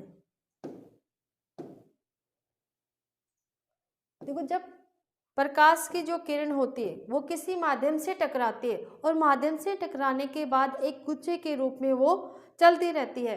जैसे आपने देखा होगा कोई बंद कमरा है, उसके अंदर अगर अपन कोई ईंट निकाल लेते हैं तो आपकी जो डस्ट पार्टिकल होते हैं वो एक सीधी रेखा में आपको जाते हुए दिखाई देंगे, प्रकाश की कण एक झुंड बना के जाते हुए दिखाई देंगे, तो वो आपका क्या कहलाएगा, टिंडल प्रभाव। इस तरह से मान लो अपने पास कोई एक कमरा है, उस कमरे से यहाँ से आप देखना, यहाँ से जब सूर्य का प्रकाश आ रहा है, सूर्य की किरणें आ रही है, ये इस माध्यम से टकराएंगे। उसके बाद टकराने के बाद आपको क्या दिखेगा कि जो उसके जो छोटे छोटे कण हैं, धूल के जो कण हैं, वो इस तरह से आपको गति करते हुए दिखाई देंगे एक सीधी रेखा के अंदर। और जो ये प्रकाश या ये जो कण आपको दिखाई दे रहा है, इसी को हम क्या कहते हैं, टिंडल प्रभाव। आप दोपहर ये शाम होती है जब देखना, जहाँ अपन गाय भैंस बांधते हैं वहाँ पे बीच बीच में एक छोड़ते हैं, जगह छोड़ते हैं, उस जगह से आपको ये क्लियर दिखाई दे सकता है, वहाँ पे आप इसको जाके देख सकते हो। उसके बाद है नेक्स्ट क्वेश्चन, तारे टिमटिमाते क्यों प्रतीत होते हैं? समझाइए। क्योंकि तारों में खुद की लाइट नहीं होते, तारे हमें अपवर्तन के कारण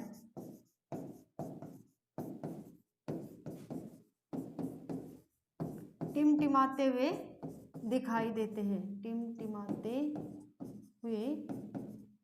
सबसे मेन आपको क्या लिखना है, अपवर्तन।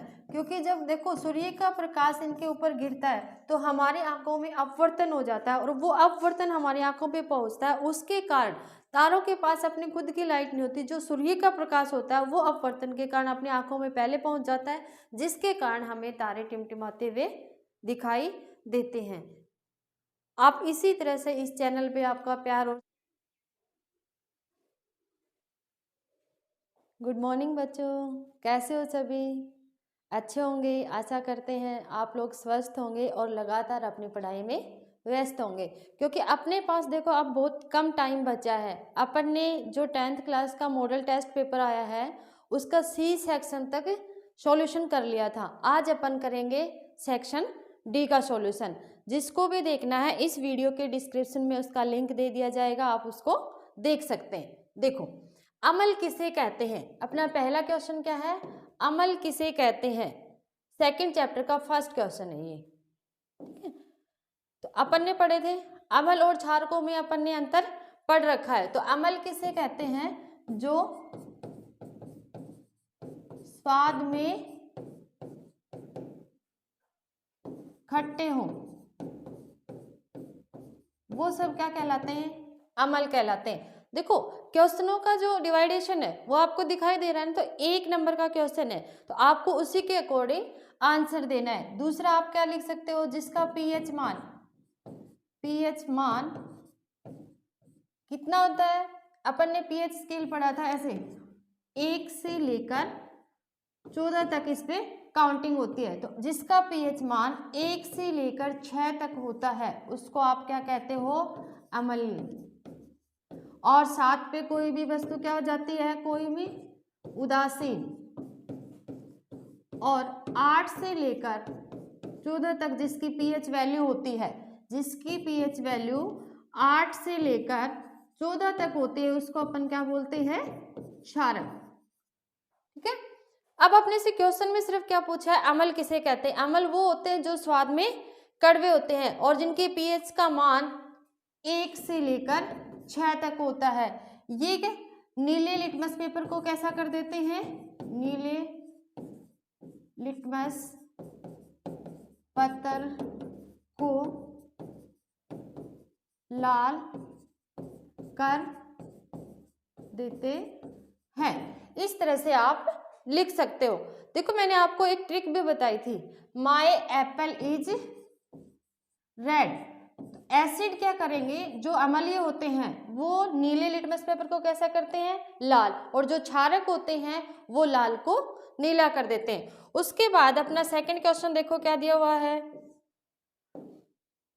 क्या होता है जब कोई भी अम्ल धातु के साथ अभिक्रिया करता है। समझाइए, ये कितने मार्क्स का है, 3 नंबर का है। तो आपको उसी के अकॉर्डिंग इसका आंसर लिखना है। आप क्या लिखना शुरू करोगे, जब कोई भी अम्ल धातु के साथ अभिक्रिया करता है तो हमेशा कौन सी गैस निष्कासित होती है, हाइड्रोजन गैस।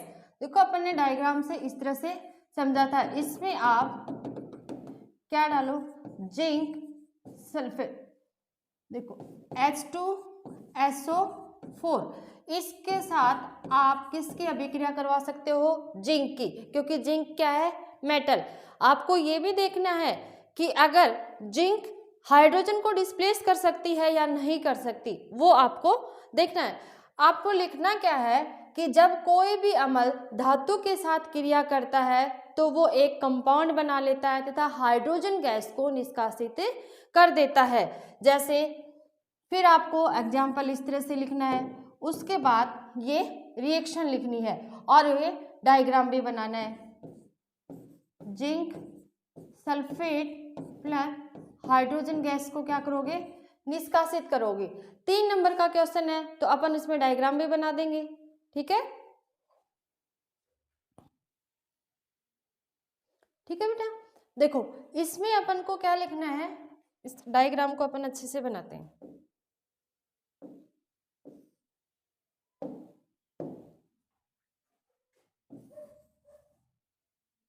ये अपने पास क्या हो जाएगा, साबुन का विलयन। इस तरह से एक प्रश्नावली लेनी है, इसके साथ में ये इसका स्टैंड बना दो। इस प्रश्नावली के अंदर आपको क्या दिखाना है, जिंक के दानेदार टुकड़े। इस तरह से डायग्राम बनाना है क्योंकि ये क्वेश्चन 3 मार्क्स का दिया हुआ है। और इसके साथ ही इसमें क्या है, सल्फ्यूरिक अम्ल H2SO4, और इसके साथ ये भी लिख लेना, इसको क्या कहते हैं, अम्लों का राजा। 1 नंबर में ये क्वेश्चन पूछा जा चुका है बहुत बार, और बहुत बार पूछा, आगे भी पूछा जाएगा। सल्फ्यूरिक अम्ल, इसको अपन क्या कहते हैं, सल्फ्यूरिक अम्ल, अम्लों का राजा। जिंक के दानेदार टुकड़े, जब ये दोनों आपस में रिएक्ट करेंगे तो यहाँ से एक प्रश्नावली बनाते हैं अपन, इसके अंदर हाइड्रोजन गैस निष्कासित होगी। ठीक है, ये जिंक प्लस सल्फ्यूरिक एसिड, तो अपने पास कंपाउंड क्या बन जाएगा, zinc sulphate plus hydrogen gas निष्कासित होगी। कोई भी धातु जब अम्ल के साथ क्रिया करेगी तो हमेशा हाइड्रोजन गैस को निष्कासित करेगी। इसका पता कैसे लगेगा अपने को, देखो यहाँ पे अपन ने क्या लिया, साबुन का विलयन, और जब ये गैस ऐसे बुलबुले से उठेंगे, जब इसके पास अपन जलती हुई मोमबत्ती ले जाएंगे, ठीक है, ये मोमबत्ती थोड़ी ज़्यादा सुंदर बन गई है, जब इसके पास आप जलती हुई मोमबत्ती ले जाओगे तो ये फट फट की ध्वनि के साथ जलती हुई दिखाई देगी। और जब भी कोई गैस फट फट की ध्वनि के साथ जलती है तो वो कौन सी गैस होती है, हाइड्रोजन गैस। इस तरह से आपको डायग्राम बनाना है, पहले लिखना है कि जब भी कोई धातु अम्ल के साथ अभिक्रिया करती है तो हमेशा हाइड्रोजन गैस को निष्कासित करती है। उसके बाद आपको ये डायग्राम बनाना है ताकि अपने मार्क्स कहीं भी कट ना हो। आगे देखो,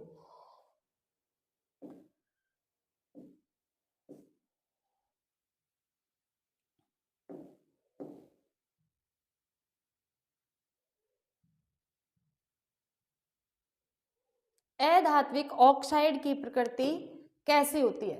देखो, एक होते हैं धातु ऑक्साइड और एक होते हैं अधात्विक ऑक्साइड। तो हमेशा धातु अधात्विक कौन से होते हैं, जो गैस होते हैं, ठीक है, जितनी भी गैसेज होती हैं वो सारी क्या कहलाती हैं, अधात्विक। तो उनकी प्रकृति कैसी होगी, अधात्विक। ऐसे स्टार्ट हो रहा है तो क्या लिखेंगे हम, अम्लीय। ये ट्रिक है जिसे आप भूलोगे नहीं। और जितनी भी धातु होती हैं ये अधात्विक ऑक्साइड, इसी के साथ आप लिख लो कि जो धात्विक ऑक्साइड होते हैं उनकी प्रकृति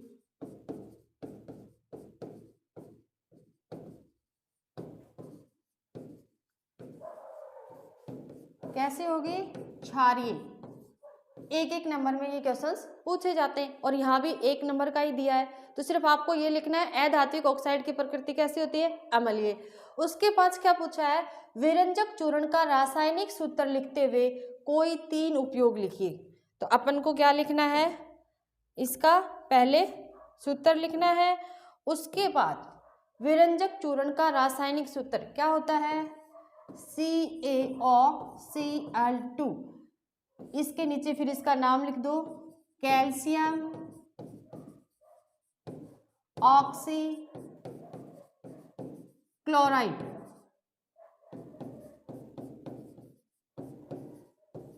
क्या बोलोगे इसको, कैल्शियम ऑक्सी क्लोराइड। फिर क्या लिखना है, इसके 3 उपयोग। इस तरह से आप उपयोग लिखोगे और उसके नीचे 1 by 1 ऐसे लिखोगे। किसमें क्या जाता है, कपड़ों के ब्लीच करने के काम आती है, और जो लेडीज चेहरे पे ब्लीच करते हैं उसमें भी क्या होता है, कैल्शियम ऑक्सी क्लोराइड, क्योंकि ये उस कलर को चेंज कर देती है। दूसरा, रासायनिक उद्योगों में भी इसका काम, रासायनिक उद्योगों में एंटीऑक्सीकारक काम में ली जाती है। एक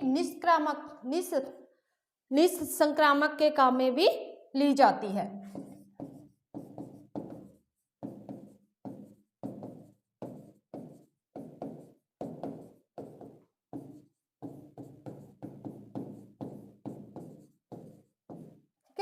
तो देखो, एक नंबर का अपना क्या हो गया, इसका रासायनिक सूत्र, और इसका अपन ने रासायनिक नाम भी लिख दिया। अपने नंबर कहीं से भी एग्जामिनर कट नहीं कर सकता। उसके बाद आपको क्या लिख देने, इसके उपयोग लिख देने हैं। ब्लीच करने के काम आती है, रासायनिक उद्योगों में ऑक्सीकारक के काम आती है, निस्संक्रामक के काम भी ली जाती है। अमाशय से अगला क्वेश्चन देखो, अमाशय से कौन सा अम्ल निकलता है, तो कौन सा अम्ल निकलता है, HCl। देखो, अमाशय के जितने भी एंजाइम्स दिए हुए हैं वो आप लोग लर्न कर लेना। अमाशय से कौन सा एंजाइम निकलता है, इसके साथ पेप्सिन होता है, कौन कौन से एंजाइम होते हैं, कौन कौन से वर्क में लिए जाते हैं, ये सब आपको पता होना चाहिए। ये क्वेश्चंस पूछे जाते हैं बार बार, कभी वन वर्ड में पूछ लिए जाते हैं तो कभी लॉन्ग टाइप में पूछ लिए जाते हैं, इसलिए ये सारे क्वेश्चंस आपको लर्न होने चाहिए। देखो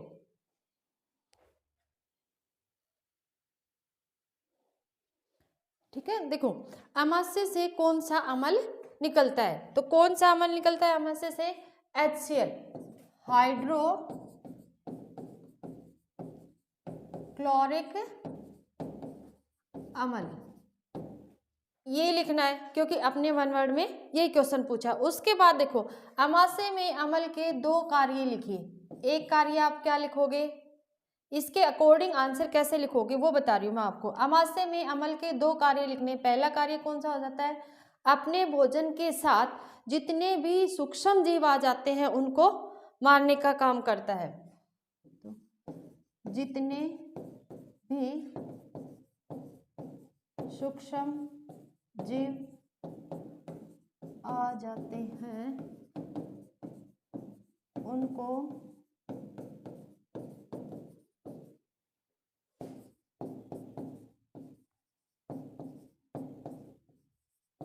दूसरा अम्लीय माध्यम प्रदान करता है, अम्लीय माध्यम प्रदान करता है। इससे आगे क्या पूछा, देखो क्या होगा यदि अमाशय में श्लेष्मा का स्राव नहीं हो, समझाइए। तो क्या होगा, अगर अमाशय के अंदर श्लेष्मा का स्राव नहीं होगा तो भोजन लसलसा नहीं रहेगा और पेप्सिन एंजाइम एक्टिव नहीं होगा। अगर पेप्सिन जब तक HCl श्लेष्मा का स्राव नहीं करेगा तो अपना भोजन क्या हो जाएगा, लसलसा ही नहीं रहेगा। और जब तक उस पेप्सिन को, जब HCl होता है हाइड्रोक्लोरिक अम्ल, एक्टिवेट किसको करता है, पेप्सिन को, ताकि वो जितने भी प्रोटीन के पार्टिकल्स होते हैं उनको कंज्यूम कर सके, उनको छोटे छोटे अमीनो एसिड्स में तोड़ सके जिनको अपनी बॉडी पचा सके। तो ये इसके बाद देखो पहले इसका नाम लिख दिया आपने, उसके बाद इसके दो कार्य लिख दिए, उसके बाद इसका आंसर भी लिखना है। यदि अमाशय में श्लेष्मा का स्राव नहीं होगा तो पेप्सिन एंजाइम एक्टिवेट नहीं रहेगा, एंजाइम सक्रिय नहीं होगा। और जब तक पेप्सिन एंजाइम सक्रिय नहीं होगा तो जितने भी प्रोटीन के कण हैं या जो प्रोटीन के मॉलिक्यूल्स अपने पास आए हैं वो छोटे छोटे अमीनो अम्लों में नहीं टूटेंगे। अमीनो अम्लों में नहीं टूटेंगे तो अपना अमाशय उसको पचा नहीं सकता। ठीक है, इस तरह से आपको आंसर लिखना है।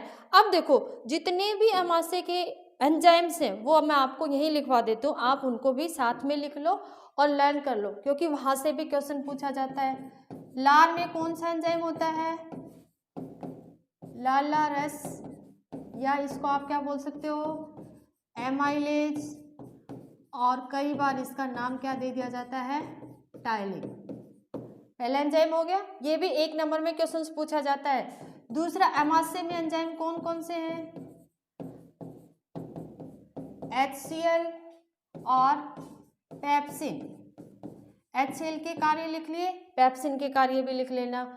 फिर अग्नाशय, अमाशय के बाद किससे एंजाइम आते हैं अपने पास, अग्नाशय से। अग्नाशय के एंजाइम कौन कौन से हैं, ट्रिप्सिन। ट्रिप्सिन भी प्रोटीन को पचाने का काम करता है। ट्रिप्सिन भी प्रोटीन्स को अमीनो अम्ल में तोड़ता है जिसके कारण वो छोटे छोटे गोलिकाओं में छोटी छोटी पार्टिकल्स में टूट जाएगा और अपनी बॉडी शुद्धांतर उसको पचाने के काम में लेती है। ट्रिप्सिन और एमाइलेज, ठीक है। देखो एक एमाइलेज ये है जो लार ग्रंथि में पाया जाता है, जो अपने कार्बोहाइड्रेट का पाचन लार ग्रंथि से ही स्टार्ट हो जाता है, मतलब मुख गुहा से ही शुरू हो जाता है। ये आंतरीय एमाइलेज होता है जो बड़ी वसाएं होती है उनको छोटी छोटी गोलिकाओं में तोड़ने का काम करता है।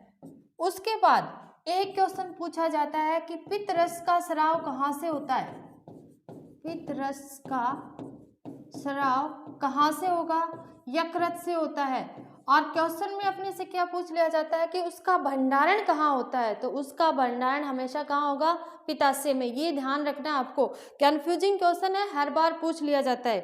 पित्त रस का स्राव होता कहाँ है? यकृत से, लेकिन उसका भंडारण कहाँ किया जाता है? पित्ताशय के अंदर। तो ये आपको एक साथ लिख लेना ताकि वन वर्ड में जो भी क्वेश्चन आए इस चैप्टर से वो अपना एक भी क्वेश्चन गलत न हो। उसके बाद देखो, अच्छा ऊपर वाला क्वेश्चन रह गया भाई, ये भी देखो। अमीबा में पोषण विधि को सचित्र समझाइए। अमीबा, अमीबा क्या है? एक कोशिकीय जीव।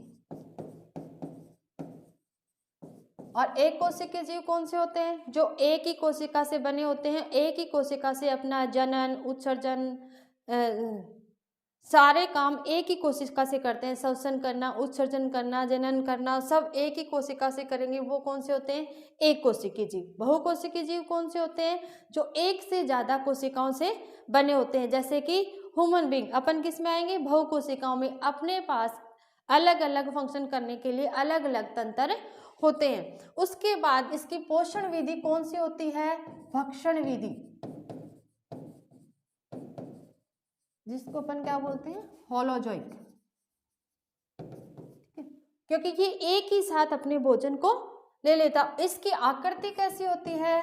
अनियमित, क्योंकि ये अपनी आकृति को बदलती रहती है। जैसे ही देखो, अब सचित्र अपन इसका चित्र बनाते हैं। इस तरह से अमीबा होती है, इसके अंदर न्यूक्लियस होता है। ये क्या है? केंद्रक। अब देखो, जैसे ही मान लो इसको यहाँ पे क्या दिखे? भोजन के कण दिखाई दिए, ये इसके क्या होते हैं? उत्पाद। तो जैसे ही इसको ये भोजन के कण दिखाई देंगे,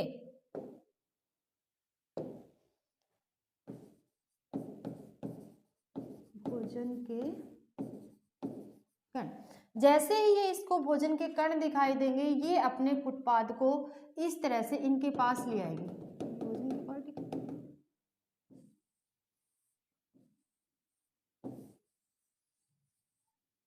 ये क्या है? न्यूक्लियस। उसके बाद इस भोजन के कणों को ये अपने अंदर ले लेती है।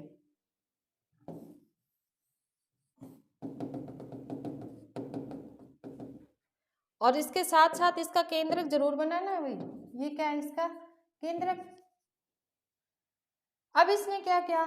इस भोजन के पार्टिकल्स को अंदर ले लिया। इसके अंदर लाइसोसाइम एंजाइम पाया जाता है जो इस भोजन को पचित कर लेता है और उसके बाद ये क्या कर देते हैं? उसका उत्सर्जन कर देते हैं। क्लियर? इस तरह से आपको पूरा डायग्राम बनाना है। उसके बाद इसका आंसर आपको लिखना है, तो अपने नंबर कहीं से भी कट नहीं होंगे। क्लियर? देखो, ठीक है बेटा, लिख ले। देखो, उसके बाद अपन क्या लिख सकते हैं इसके साथ? पहले इसने क्या किया? अंतःग्रहण।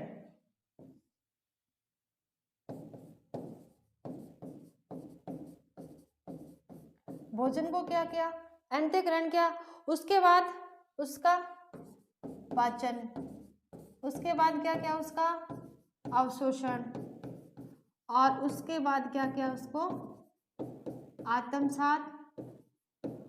और उसके बाद उत्सर्जन। इस तरह से आपको पूरा लिखना है। पहले जैसे ही इसको भोजन दिखाई देगा, अपने उत्पादों को बढ़ाएगी और उन एक खाद्य रिक्त का बनाएगी और उन खाद्य गुणों को अपने अंदर ले लेगी। तो ये किसको अपन क्या बोलेंगे? अंतःग्रहण करना। उसके बाद लाइसोसाइम एंजाइम पाया जाता है, लाइसोसोम, उसकी सहायता से उसका पाचन कर लेगी। पाचन करने के बाद अवशोषण कर लिया जाता है, फिर उसको आत्मसात कर लिया जाता है, उसके बाद उसका उत्सर्जन कर दिया जाता है। इस तरह से आपको पूरी सीक्वेंस इसकी लिखनी है। अधात्विक, विरंजक, अमीबा, अमाशय में, और हो गए सारे क्वेश्चंस। आगे देखो,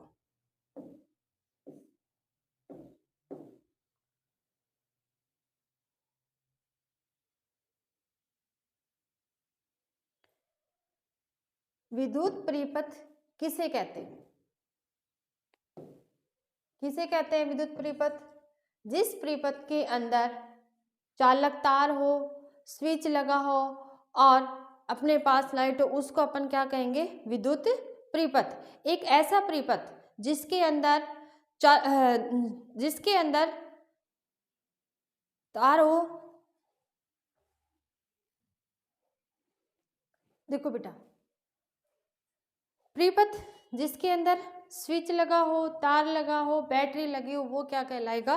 विद्युत प्रीपथ। जिस प्रीपथ में बैटरी, तार तथा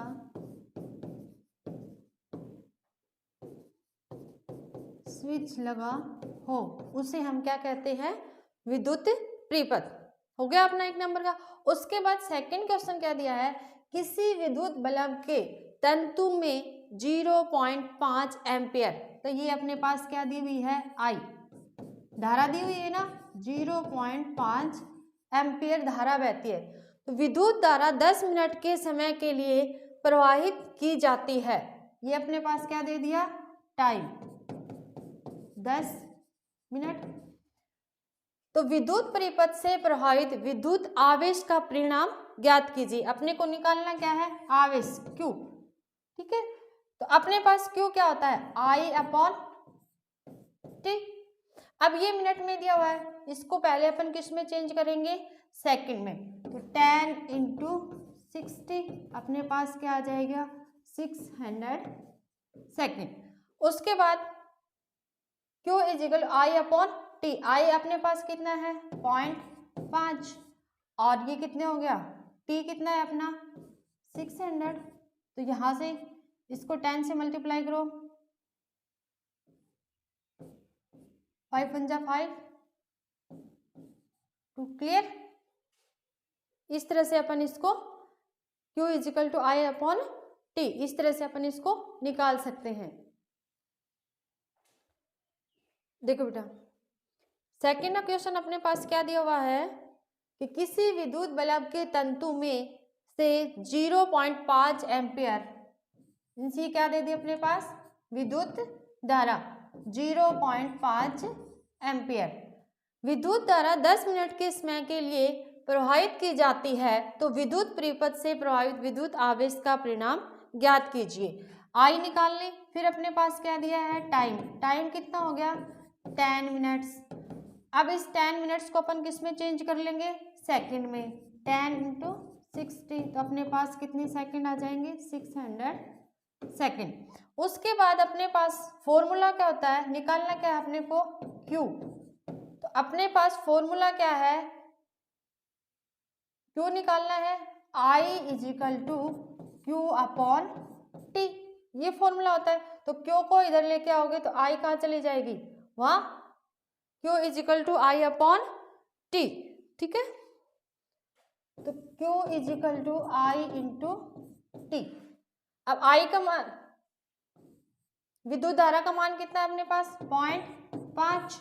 और T का मान कितना दिया हुआ है? इस पॉइंट को हटाओगे तो नीचे क्या आ जाएगा? 10 × T कितनी है अपने पास? 600।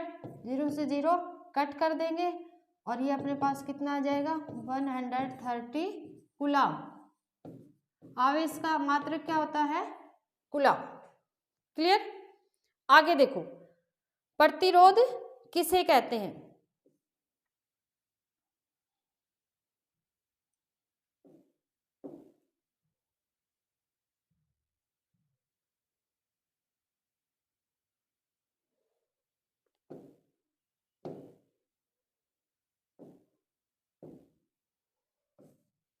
ये अपना लास्ट क्वेश्चन है।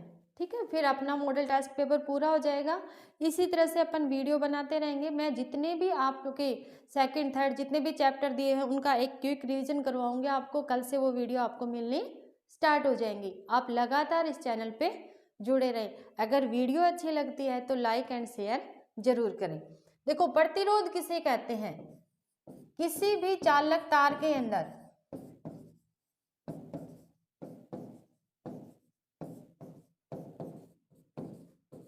जब धारा प्रवाहित की जाती है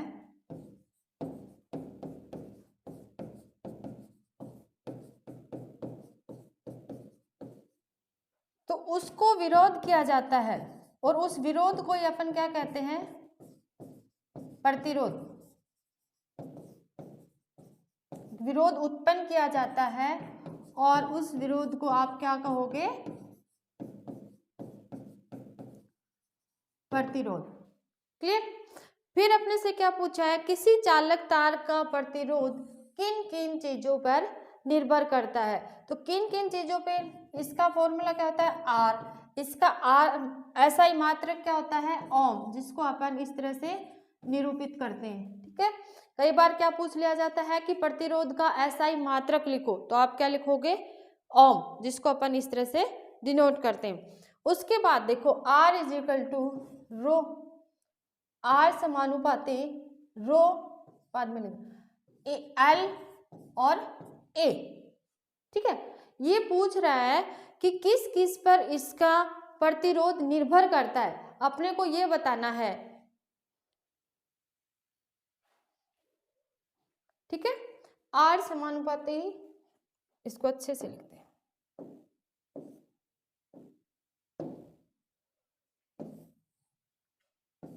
आर एल अपॉन ए, इससे अपन इसकी निर्भरता डिपेंड करेगी। तो अब आर इसका जब समानुपाती का साइन आप हटाओगे तो क्या आता है? रो एल अपॉन ए, इस तरह से अपन लिखते हैं। इसका ऐसा ही मात्रक क्या हो गया? ओम। अब देखो अगर ये क्या होता है? प्रतिरोधकता, इस रो को अपन क्या लिखते हैं? प्रतिरोधकता। अब ये प्रतिरोध, अब देखो जैसे जैसे प्रतिरोध बढ़ेगा तो उसकी क्या बढ़ेगी? लंबाई भी बढ़ेगी। तो किस किस पे डिपेंड करेगा? ए क्या होता है? उसकी अनुप्रस्थ काट। ये फॉर्मूला लर्न कर लेना, इससे आपके सारी निर्भरता याद हो जाएगी। तो किस पे करता है? चालक तार की लंबाई पे। चालक तार की लंबाई जितनी ज्यादा होगी प्रतिरोधकता भी उतनी ही, प्रतिरोध भी उतना ही ज्यादा होगा। अनुप्रस्थ काट के क्या होता है? व्युत्क्रमानुपाती। जैसे ही उसकी अनुप्रस्थ काट बढ़ेगी तो उसका प्रतिरोध क्या हो जाएगा? कम हो जाएगा। प्रतिरोध कम होगा तो अनुप्रस्थ काट ज्यादा हो जाएगी। अनुप्रस्थ काट और प्रतिरोधकता क्या होती है? एक दूसरे के व्युत्क्रमानुपाती। लंबाई क्या होती है? इसके समानुपाती। जैसे जैसे तार की लंबाई बढ़ेगी उसका प्रतिरोध भी बढ़ेगा। तो अपने को आंसर में क्या लिखना है कि तार का प्रतिरोध किन किन चीजों पर निर्भर करता है। तो आप पहला क्या लिखोगे? तार की लंबाई पर। दूसरा, वो किस मटेरियल से बना होता है? तार किस मटेरियल से बना है। और तीसरा अपन क्या लिखेंगे? उसकी अनुप्रस्थ काट पर। ठीक है, इस तरह से अपना मॉडल टेस्ट पेपर पूरा हुआ। लगातार आप इस चैनल से जुड़े रहें, अपना प्यार और स्नेह बना रखें। Thank you for watching.